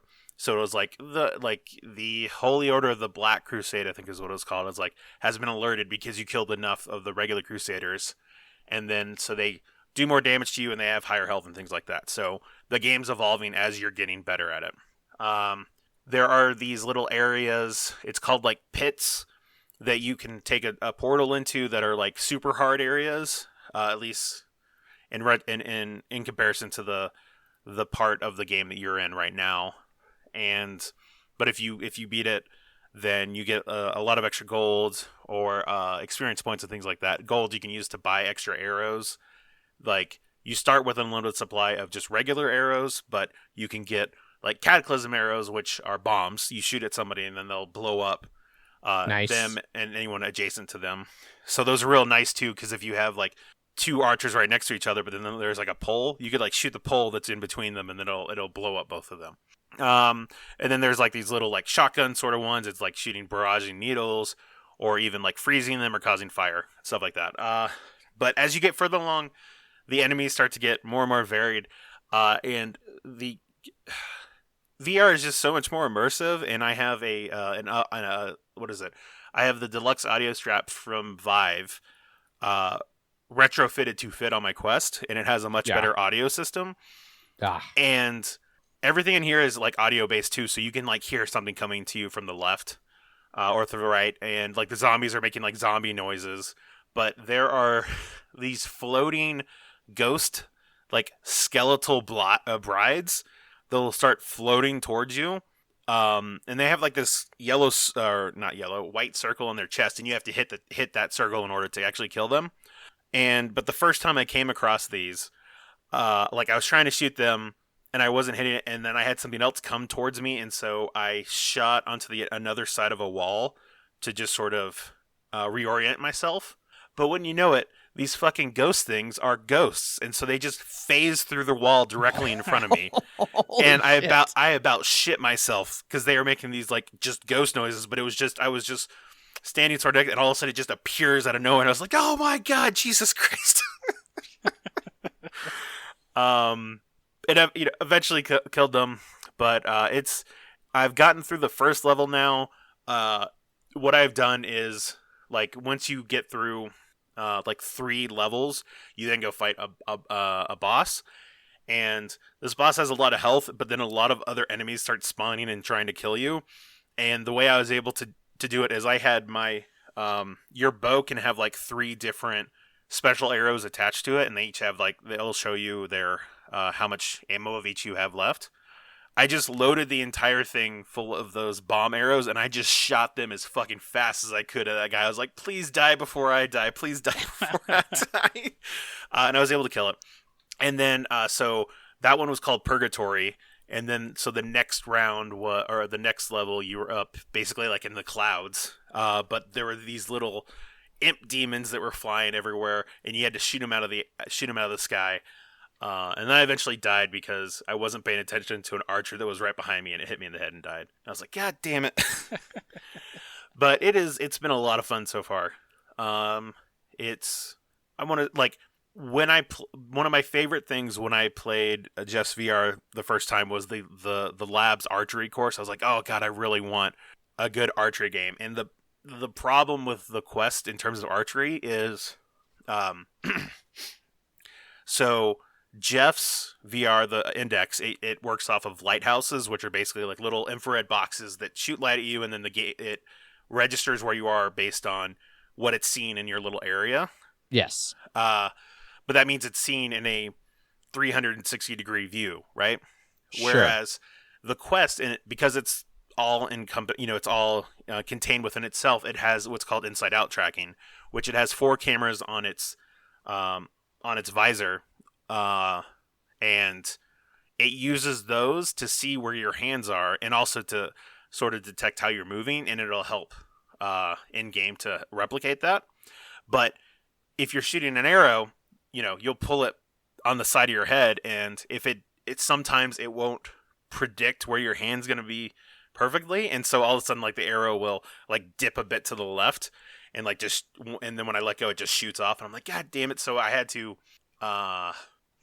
figure out a good way to reliably shoot arrows, which it wasn't too different. Alternate position to. It was. Sometimes I'll just even just hold it for my chest and pull it back, but I'll still usually pull it near my face, and as long as I don't get it too I think I was pulling it too far back because you're like, oh, I'm gonna do it like an actual bow, but there's no actual resistance, right? Because you're just moving your hand back, and so I would move it back too far in comparison. Like, I was like, it didn't need to be that far back, so I was able to. Yeah, it sounds like the solution is for you to buy an actual bow, and you just draw and release it every time you want to shoot an arrow in a VR game. I mean, I'll tell you, I'm sure that there are people that have already made that. And you should follow in their footsteps. Yeah, you want an authentic archery experience, Zach. We'll see. But so there are a couple first person shooter games in there too, and some people have made like little rigs to help replicate two-handed weapons in that. You sort of like lock each one of your controllers into there so that you can like turn it in a way that would be more realistic towards like assault rifle. Because if you try and do that with just your hand, it's going to go all wonky. So I would not be surprised if someone did one for for archery. So, but that would get a lot more tiresome than it already is. Because after I'm done, my shoulder is like hurting. Yeah. But that is my banter. I need to hurry up and get a VR set. Yes, you do. Jeff, do you have any banter? Yes. Go for it. So I have spent money this week. Oh. On Warhammer 40,000. I have. Do you have the? Would you say you have to get rid of your 15-year chip? Yes. On that, yeah. At least it was at least a 15-year chip. Because it's a 15-year 40K chip. Like, I still keep playing Blood Bowl, so But yeah, I took the dive in last week and bought the core rulebook for the new 9th edition. It's fine if I only buy new editions when the logo changes, right? Yes. Which hasn't changed since 3rd edition. So, yeah, I bought the core rulebook, and then Ant and I have always had this on again, off again. Like, are we going to get back into 40k? Are we going to get back into 40k? Are you going to pull the trigger first? Are you going to pull the trigger first? And no one's pulled the trigger. I pulled the trigger on the new edition. And then Ant went fucking ham on it after you did. Yeah? He said he bought a bunch of stuff, I thought. It may have been me. Not that I'm aware of. But I bought the core rulebook, and then they came out with a new box set, which they do with every new edition. It was the Indomitus box. Came with the new Necron models and Space Marines, a lot of the new Primaris Marines. But it was sold out almost instantaneously. And because it was a good deal, it was $200, came with the rulebook, which is normally like $60. And then it came with like 1,000 points of Necrons and 1,000 points of Space Marines. So does that mean you could actually, just in the game box, play the game? Correct. Oh, that is surprising. Well, to hear. no, because there's no dice. So you would need dice. But that's it. I am no longer. I am unsurprised now. And I mean, you'd have to build the miniatures, so you need like an X-Acto knife and clippers and glue, and then primer, and then paints, and then brushes. You know, hobby things. So I didn't think I was going to get the Indomitus box, and I decided to pop over to the Wizard's Chest of Mike Jones fame and see what they had for me to spend money on. And they ended up having an Indomitus box because someone that had pre-ordered it didn't pick it up, and they put it back on the shelf, and I was like, yoink, mine. Because it was a good deal for a good amount of models. And since all my models are still in Chicago, I now have something I can actually play with. Built my first Space Marine model today. Built the Space Marine Captain. He's got a 6 shield with a skeleton on it, power sword, Iron Halo. I also bought the Astra Militarum rulebook, which is the new name for Imperial Guard, because they can't call it Imperial Guard anymore for some reason. Weird. Yeah, I don't know why, but it's like Astra Militarum, and then like subtitle underneath, the Imperial Guard. Like for some reason, it's just not called the Imperial Guard anymore. But that's the army I played for Eternity and most of my models, and then I have Dark Angels back home still too. So yeah, I have definitely gotten back. Oh, and then now I have 2 copies of the core rulebook. Ant has purchased for half price one of them off of me. Because I got the box for a pretty good deal. So yeah, 40k is happening. It's happening. Yeah. So I'd looked, and so when you sent a picture of like your core book and mentioned something about like if I only buy new editions and the logo changes, it's fine, right? Yes. Which was hilarious. Ant said, "We're doomed. I'm gonna get everything shipped here. Let's see how much breaks." I had interpreted that as like Ant was buying fucking everything for the new edition. It's similar to me. We just have old stuff that we can still play with. Gotcha. I would assume if he just bought everything, that would be even the point where Julie was like, "Ant, come on." Yeah, it's only gotten more expensive. Like it was expensive before, and now it's pretty nuts how expensive stuff is. Yeah, And, I know. And for COVID less has stuff that you get.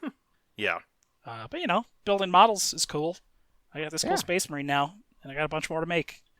I backed Reaper Bones 5, but I had recently went on eBay and found a good copy of Reaper Bones 4 that I bought for a reasonable price. And I've been assembling those models because Reaper also comes like unassembled and on sprues. Yeah. And that is, it's weirdly satisfying to like clip apart and glue together and like create. Yeah, these. I'm gonna try doing a whole set of Marines with the new contrast paints. That's how I painted my lizards, and I really liked how it came out and how it was super easy. And that's really what I'm looking for with painting is make it look nice for not a lot of effort because. Even though the effort will make everything look fantastic, the contrast paints make it look pretty okay for what they are. See, this is another thing where, like, going to continue to understatement of the year. COVID sucks. Because I would love to have, like, you, me, Ant, and I don't know, anybody else who wants to paint, like, D&D shit or any other minis, like, have a big mini painting party. Yeah. With some beer and some food and some paints. And when I worked for that Games would be Workshop, so cool. we used to do that with Pete, with all the employees. We would go up to the Battle Bunker in Chicago and just get together, listen to music, and paint. Yeah. Stupid COVID. Yep. So 40K is happening. Nice. I'm sure it will. You'll learn soon what will actually happen. But the new rule set seems cool. Like, all the additions they're making to the new edition are pretty cool. I sincerely hope that this is a positive experience for you and you don't regret turning in your 15-year chip. I don't think I would be able to buy much that I don't already own that's not like new stuff. Yeah. Because like the Imperial Guard Cadian models are the same models that they haven't made a new range. Like they're the same everything, and I already own a ton of them, so I don't need to buy more because I still own the exact same thing they're still making 15 years later. Space Marine's got a whole bunch of new shit though, but whatever. Yeah. They're all plastic now though. Everything's plastic. There's no more pewter. Which is nice because it's way easier to use plastic for anything. True. I think that's it I have for Banter. Just the 40K addiction is beginning.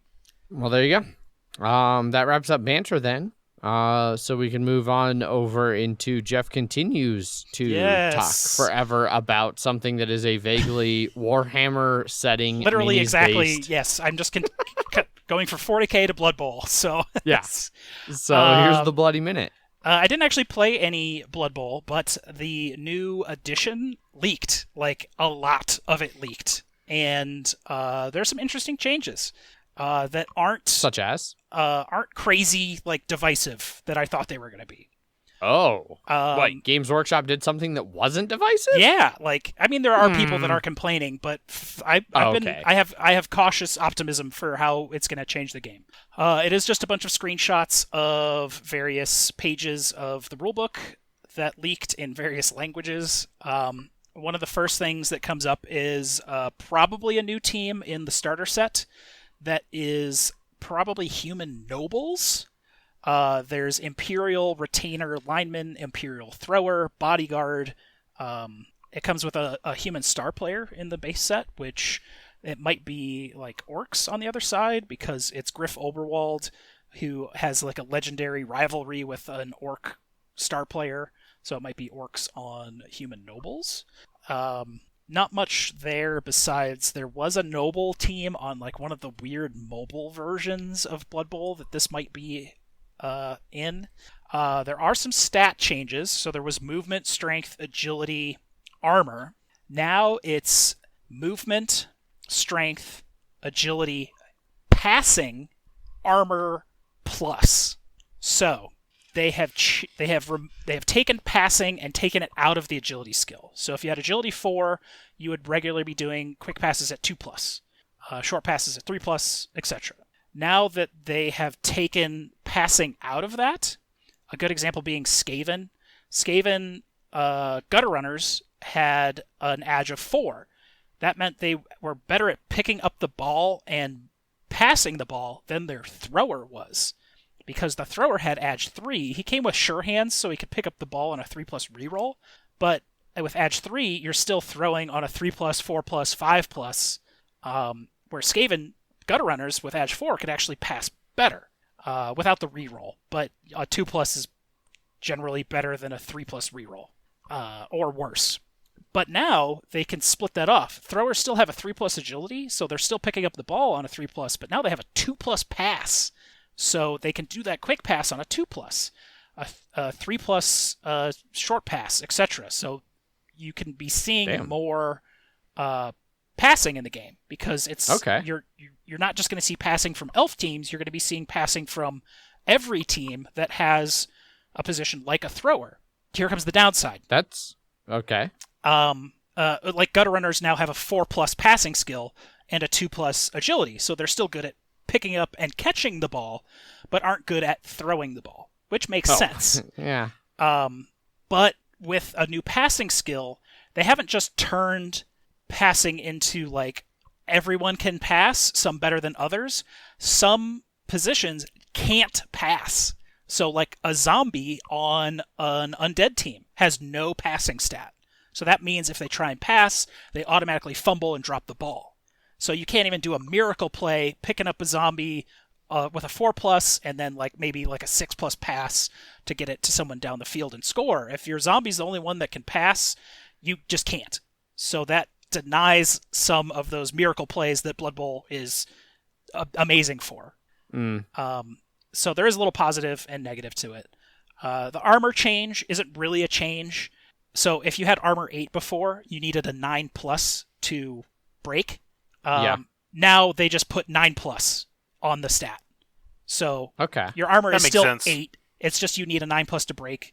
So something that was armor 9 before now is a 10+. You needed a 10+ to break.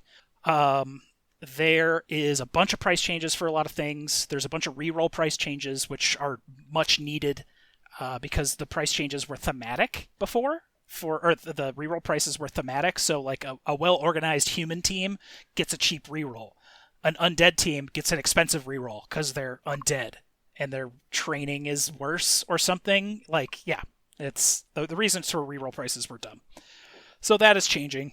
There's weird special rules that aren't really hinted at what they are. Like Skaven have special rules. Underworld Challenge. No idea what that means. Undead. Masters of Undeath. Sylvanian Spotlight. Masters of Undeath is probably a special rule for if you kill someone on the other team, you get them back as a zombie or something on a 4+. Another big change, Mighty Blow, is not just listed as Mighty Blow anymore. It's listed as Mighty Blow +1. That means there could be a Mighty Blow +2, a Mighty Blow +3. So there can be different levels of Mighty Blow now. Loner has changed. Loner was a 50-50. If you needed to reroll on a Loner, it was a 4+, you got to reroll. On a 1, 2, or 3, you spent the reroll and couldn't reroll. Now, you can have different levels of Loner. So a Goblin has trained trolls. Their Loner is a 3+, so they can reroll easier on their trolls. That could mean that the new Old World Alliance team that just came out that had a bunch of dwarf loners, their loners on 4+, maybe those loners will be an easier 3+ loner roll, making that team significantly better because the loner on a 4+ with dwarves, like you roll double skull with a blitzer, 4+ 50-50 reroll, their rerolls were 70k, like you're not blowing a 70k reroll on a loner chance, but you might do it if it's easier to do. The kickoff event table is being changed before like something like a blitz. Blitz is pretty legendarily powerful on a kick. That means whoever is you kick the ball to the opposing team, and then you get a turn before they can even go for anyone that's not in a tackle zone. Your entire team can move, and one can even blitz and hit another player. That means you can catch the ball on your own kick because you have now moved to behind their line. Now it is D3 +3, so you can only move 4 to 6. Same with pitch invasion. That would be the like choose every player on their team on a 6, they're stunned. Now it's D3 +3. Perfect defense. You can reset up your entire team. Now it's D3 +3. They have definitely made the kickoff table more average and not like swingy, because there's certain spots that it can totally change the game when you get the right kickoff event at the right time. Skills are getting changed. Claw's I think the same. You need an 8+. It turns all armor into an 8+, which was a 7 before. But now there's an anti-claw skill, Iron Hide or something like that, Unbreakable Hide. It just negates claw from happening. Prehensile Tail got a buff. So Prehensile Tail was a -1 to a dodge away. Now it's a -1 to like leap as well. So if you're next to a War Dancer and they're trying to leap away, they still get a -1 to that, as well as the dodge. Nice. Fouling is about the same, but the Argue the Call that got added in last edition, Argue the Call was if you got caught on a foul, on a 6, you would be sent to reserves, and it would still be a turnover, but you wouldn't get banned for the rest of the game. Now it's just, it's still a turnover, but you're not sent off, so the player even stays on the pitch still. Which is nice. Yeah.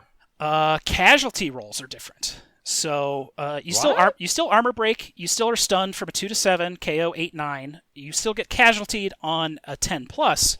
Before you would roll a D6 and a D8. D6 would tell you if it was 1, 2, or 3 is badly hurt, 4 was missed next game, 5 was serious injury, 6 was dead.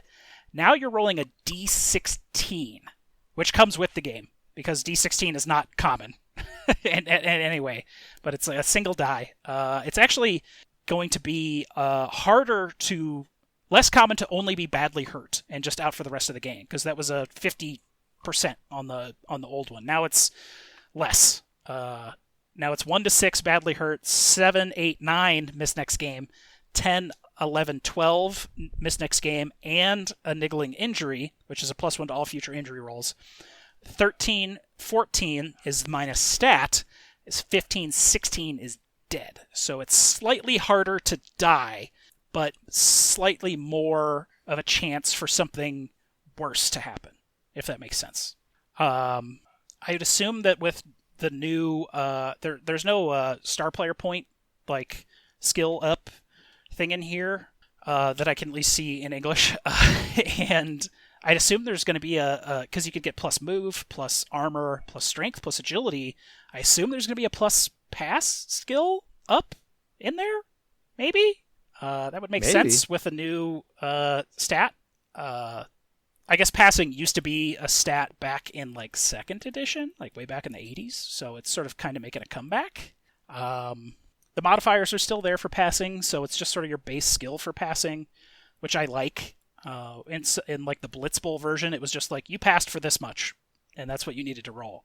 But that was a much more simplified game. So I don't hate any of the changes. Most of them seem pretty okay so far. Shocking. Yeah, I don't hate it. Okay. I was expecting the worst, and it didn't happen. So I suppose if you do that, if you just always expect the worst, you should usually be like somewhat surprised. Yeah, and it seems like they're buffing some skills that were bad and nerfing some skills that were great. So they're kind of balancing it a little bit. But the prices are going to change. Team prices, like we'll see what all comes out, but who knows? It's even going to come out this year.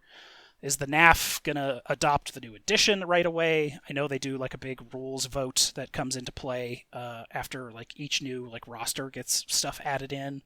So we'll see what happens. But I'm optimistic. It's not the end of the Blood Bowl world as some people were putting it. No. People wouldn't be hyperbolic about something Games like Workshop that. fans being hyperbolic? What? Not something I'm familiar with, certainly. No. Us here at the Mile High Game Guys aren't familiar with hyperbole in any way, shape, or form. Absolutely Never. not. I'm sure I missed a ton of little details that are in there that will get corrected or looked over in the future, but like Very Long Legs had a reference to jump, which might be a new action or skill or test that, like, if someone's knocked down, normally you can't go through their space, but if there's like a line of knocked down people, you might be able to leap over knocked down players with like an agility test or something now.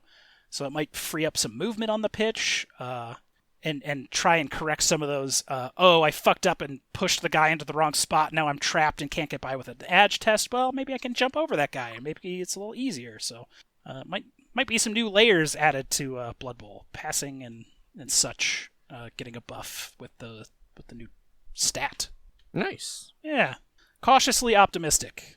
Well, we'll see how that goes, and best of luck to you and all the Blood Bowl players and fans. Yeah. That it stays cautiously optimistic. Yeah. More good than bad. Yes. Let's hope. Cool. Here's to more So that good wraps Blood up. Bowl. Oh, what was that? Here's to more good Blood Bowl. Yes. Yeah, so that wraps up Bloody Minute. There is no Kingdom Death Hour because Jeff took the noble sacrifice of doing a shit ton of meetings today instead of going and playing Kingdom Death all day. And I think Paul was only slightly salty that he didn't get a fresh beer delivery. Yeah. and didn't get to play Kingdom Death. I mean, I left plenty of beer and seltzer there last time. I doubt it was. Yes, it you was did. probably Yep. still there this time. Yep. I of seltzer. am, however, out of Avery beer. Just in case you were like, what places are stocked up and what places aren't. I'm not stocked up anymore. We just canned a new gold foil because they've been doing canned gold foils. New sour. Okay. Ooh, nice. Pomona. Can looks fantastic. Oh yeah, you shared that picture on the Slack, and it Yeah. did. It looked real nice. Yeah. It looks even better with the nice gold can lid. Nice. Yeah. So no Kingdom Death this week. Do you guys have a game scheduled next week? I think we're No. 2 weeks. 2 weeks out? Okay. So be a couple weeks till we have another one of those. But it will return. Have no fear. / don't get your hopes up, whichever side of that Kingdom Death hour you fall on. Yes. We'll play less games cool. next in 2 weeks, so we won't go as long. Sure. Which brings up news and Kickstarter, but we're not doing Kickstarter this week. That's right, Jeff. That does bring us over to the news and the not Kickstarters. First up in news, there was a slew of Final Fantasy Flight games announced. The ones that drew our attention to begin with is Marvel Champions. Yeah. So their Gencon stream on Friday, I think it was, had a bunch of information for a bunch of stuff. It was the in-flight report. It basically releases all their stuff, like they talked about Kickstarter, or not Kickstarter, Keyforge and Arkham Horror and Legend of the Five Rings, all that stuff. But the two ones of note that they talked about, the first one was the new, all the new Marvel Champions stuff that was coming up. Yeah, yes. There's a new big box, even though the last big box isn't out yet. Correct. And a bunch of new hero duos. Yeah, so the new campaign, so it's not going to be as big, from what I can tell, as like the Red Skull one. That one has like 4 heroes in it, and then like some various scenarios. This one is going to have 2 heroes in it, and it's going to be, what was it called? Outlaw. Oh, God, I can never remember the fucking name. I keep. Galaxy's Most Wanted. Galaxy's Most Wanted, and it introduces Groot and Rocket Raccoon. Yes. And a new type of hero ability that's like a duo, or you need specific heroes that you match with to correct do a better version. From what we can tell, so they're basically like obviously Groot and Rocket are usually going to be together, and so if they are, certain keywords are going to come out that'll be like, if this person is in here, you get a slightly better version of whatever it is. Now, obviously, you don't want to make that too powerful, because then, people would always use those, but you don't want to make it too weak that no one would ever play like Groot without Rocket. Yeah. And this one also comes with, so there's like the Collector is going to be in this too. Benicio del Toro himself. Yeah, right. And he's gonna start taking cards away from you, and then it will give you because he's a collector, and if he's collected a certain amount of cards by the time like his schemes are done, he'll just end the game early. So it's shit you're gonna have to watch out for. Yeah. It'll also have like Ronin, the Accuser. I think there's 2 collector ones. Yes. Yeah. Yep. Ronin, like you just said. Go ahead and keep going. Nebula and the Brotherhood. Yeah. So it's gonna give you 5 different scenarios, and then the 2 heroes. And then they also announced 4 other heroes that are coming after Kang, and these are also duo themed. So you have Ant-Man and Wasp, and you have Scarlet Witch and Quicksilver. Yeah. And the cool thing about the Ant-Man and Wasp is that they, how Ant-Man's powers work is that he can get real small, but also he can get real big, and so they will actually have a giant card, or it might be like, it's basically going to be 3 times the size of a regular card, whether it's going to be just 3 cards that like unfold, or a single piece that unfolds that big. But I'm glad that they're playing with that, of like Ant-Man just gets small, but he also gets real big, and so I'm glad that they're messing around with that.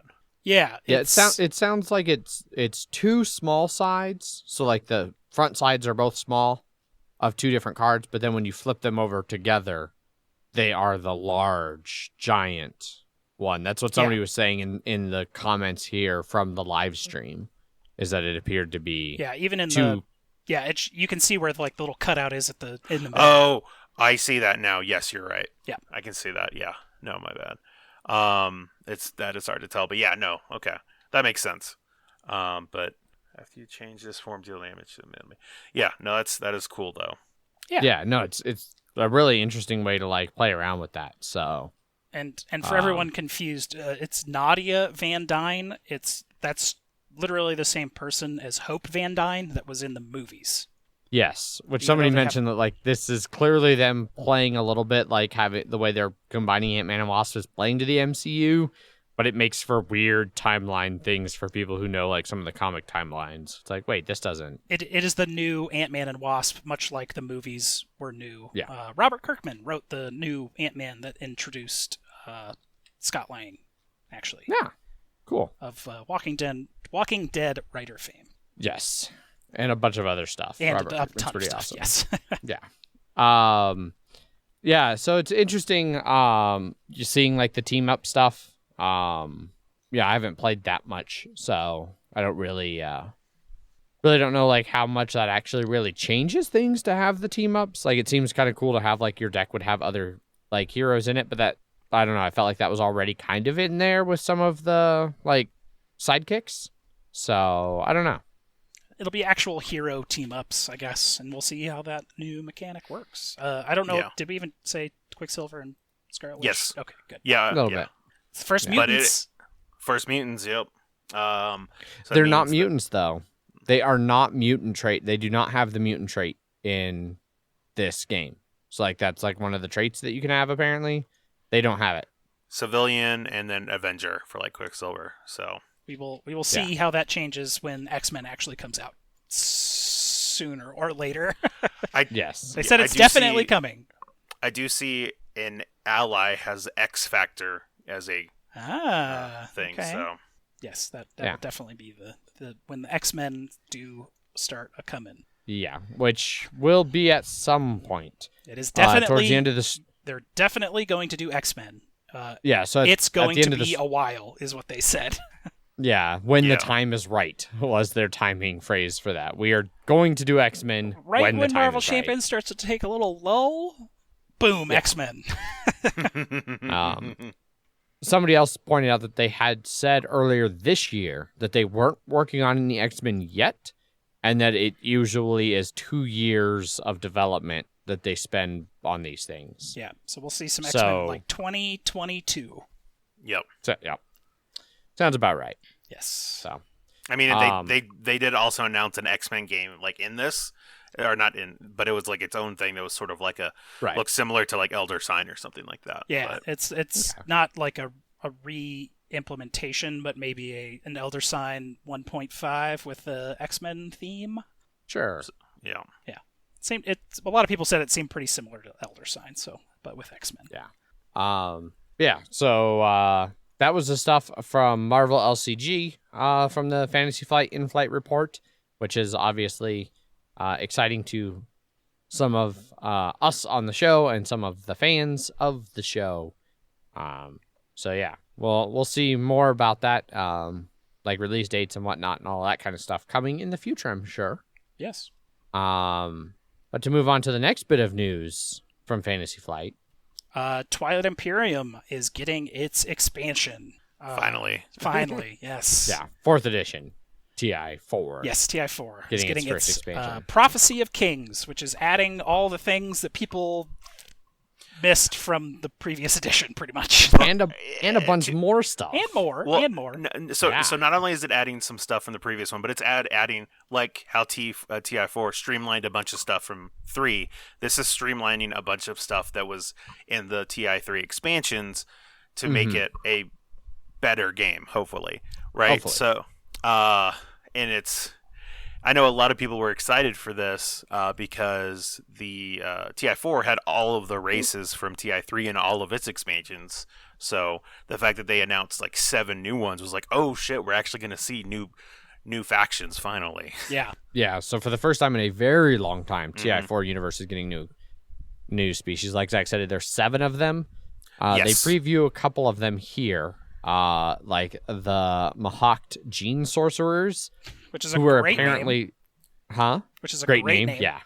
Yeah.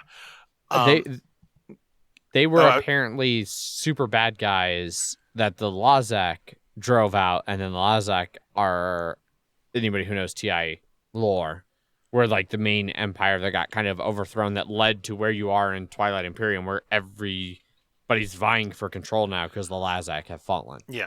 One thing I found really cool is, so the first 2 expansions for TI3, they just sort of like expanded the lore of like, well, here's just more races that we found. Whereas this one is actually like story progression of like, so all the things that are added here are technically after TI4, right?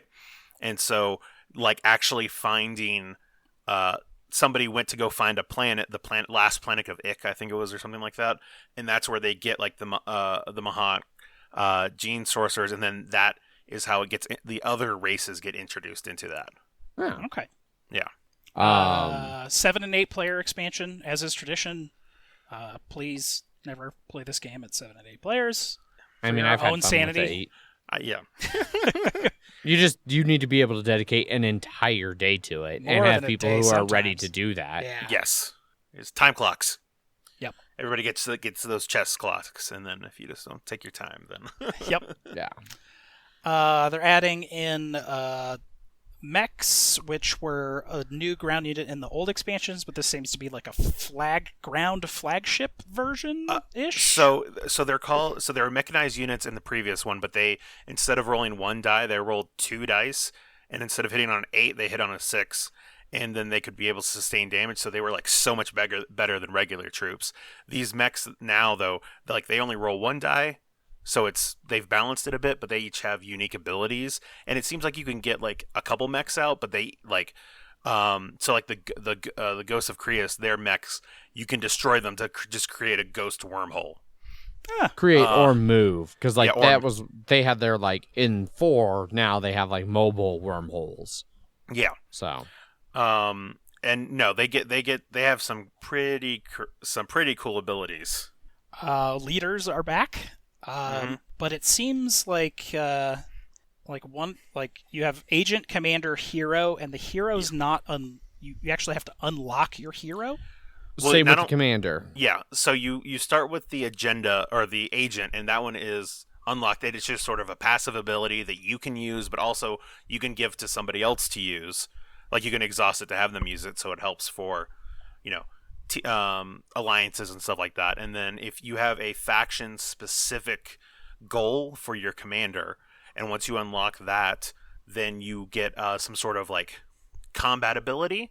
So like the Winnu, their commander is, during combat, apply +2 to the result of each of your unit's combat rolls in Mechatol Rex, your home system, and each system that contains a legendary planet. Because that's sort of their thing, is they care about Mechatol and those special planets, and everybody's going to have stuff similar to that. And then the final one is, like you said, the hero. That one you have to have scored 3 objectives, and that's whether public or secret. So it's like mid to late game. These come out, and they are like, they described it as like galaxies shattering abilities, but it's only like one-time use. So okay, yeah, they're all one-time use. Like one of the ones they have here on this thing that I have here is, I think for the humans, the Helio Command Array. Once per game, remove each of your command tokens from the board and return them to your reinforcements. So that basically just doubles your turn. You used all of your tokens. Oh, I've used all of them. My turn's over. Nope. Gonna burn this guy, get them all back, and go again. And be able to reactivate systems I had already activated this phase, which is like bonkers for Twilight Imperium. Yeah. Or one of my favorite ones is the Hakan one, of when one or more of your units use production, just reduce the cost of each of your units to 0. And then, so you just get fucking a giant, because money doesn't matter to them, right? So they're, and previously they used to be tokens that were like, had some special abilities, but they're fairly standardized, and they went along with ships, and you could like, capture them and either kill them or like ransom them back to your player. But this seems like a much easier way to handle it. They're cards that go on your player board. It's more of the streamlined stuff. Yeah.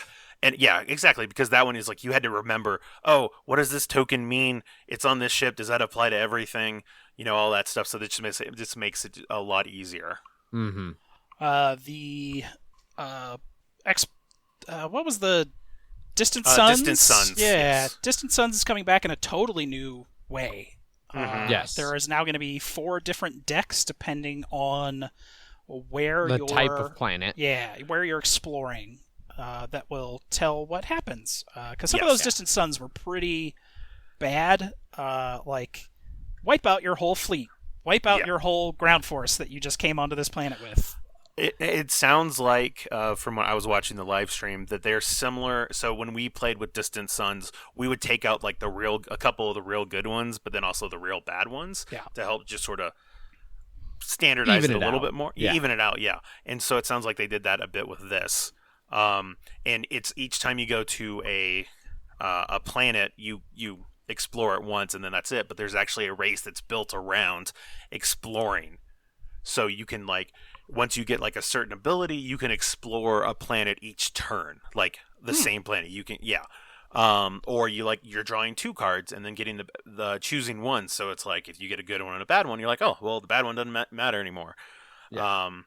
So I saw them talking about this. Someone asked us like what's the easy, what stuff can be played with just itself, and they were like, maybe like the mechs. You could just add the mechs and that's it. But most things, it's you're tied, like the entire expansion is sort of tied together with a lot of new features feeding into themselves, especially a lot of the new races. So like if you didn't have the planet exploration, then you couldn't play with that one race that is planet exploration.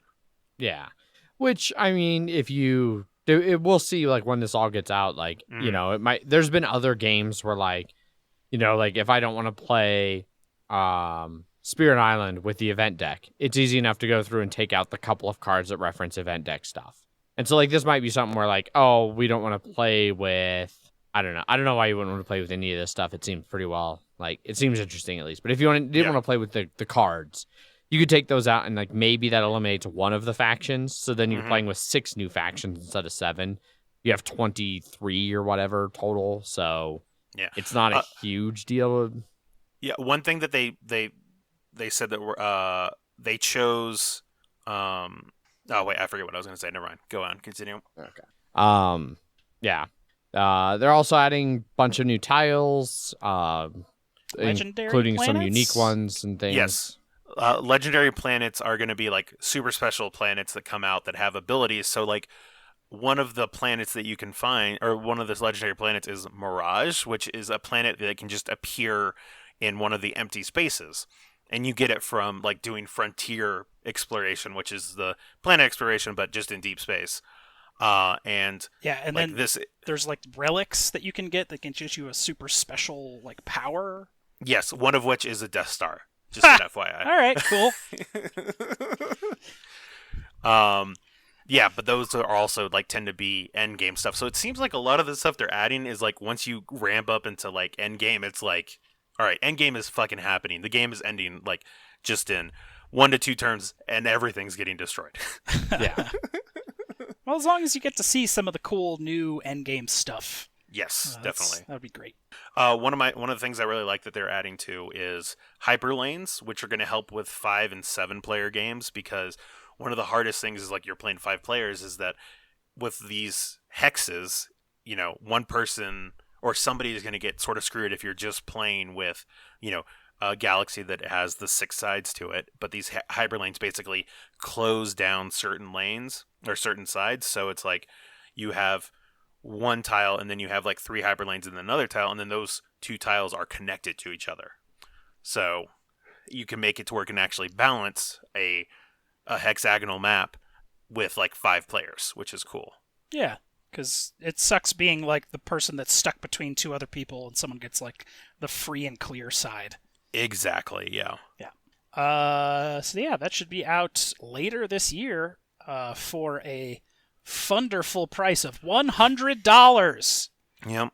Yeah. Well, base game was 150, so Yeah. It at least does seem like it's a lot of stuff for the Yes. price, but Oh, yeah. we'll see. And I'm sure there'll be more new action cards and objective cards. And Oh yeah. Yeah. No, it's they've doubled the amount of the secret objectives and public objectives, and they I don't think any of the public objectives are tech ones because like the Jolnar, super advantage with all of those. So they're just adding a whole bunch of so much stuff. Apparently, there's the amount of tiles is like you're punching out the same amount of tiles as you did in the base game. Yeah. So it's a lot. It's what everyone was hoping would happen, and it's happening. yes. It's happening, everyone. Yeah. So we'll see as that gets closer to release. Any more information that comes out about it, or once it is released, I'm sure someone in our group will get it and we'll play a game. Paul's and getting we'll it. See how it goes. He's not happy, So, but he's getting it. yeah, sounds about like Paul. Anytime an expansion's $100 fucking. Yep. So, yeah. So that wraps up news. And like we said, we're not doing any Kickstarters this week because we're already like over 2 hours into the show, way over 2 hours into the show. So Kickstarters, we're just gonna skip for the second week in a row. So deal with it. That moves us over to some listener feedback. Do we want to skip this for a week or push it back a week now? Especially because Paulo had that long comment. Yeah. Okay. This is your fault, Paulo, for having a very long comment that we actually want to address a little bit and like discuss. So, next week will be Kickstarters and listener feedback returning. So, no listener feedback this week, but it'll be back in full force next week. If you want to be included in listener feedback next week, there's multiple ways to get a hold of us. You can send us an email. Emails at milehighgameguys.com. You can find us over on BGG, where we have a guild number 2731. You can also find us over on Twitter, where I tweet under at MHGameGuys. I am Zach_MHGG. I am Jeff_MHGG. We have an Instagram account at MHGameGuys. Our Facebook is facebook.com/MHGameGuys.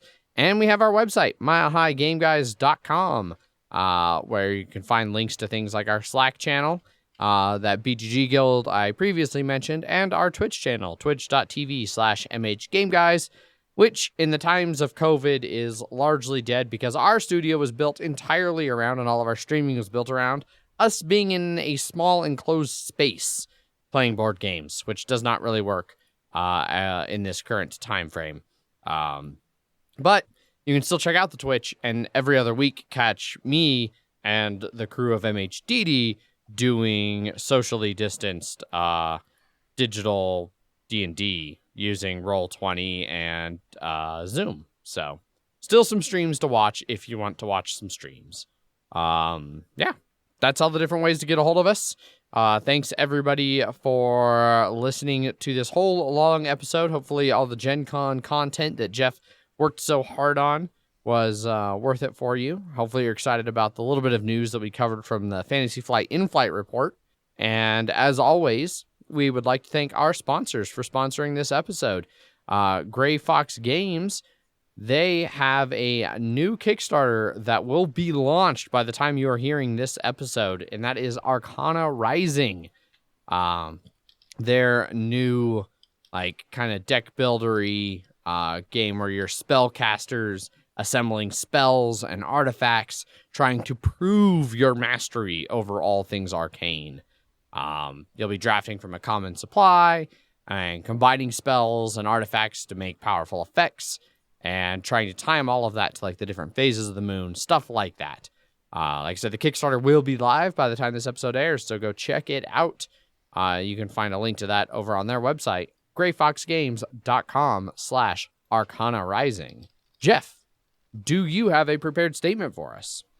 Absolutely. Gray Fox Games, quality games cleverly crafted. Also, Snake, it's not over yet. Short but sweet. Like this episode. Sure. Yeah. Thanks everybody for listening, and we'll see you next week. As always, I've been your host, Adrian. I'm still Zach. And I'm correspondent Jeff. Bye. Bye. Bye.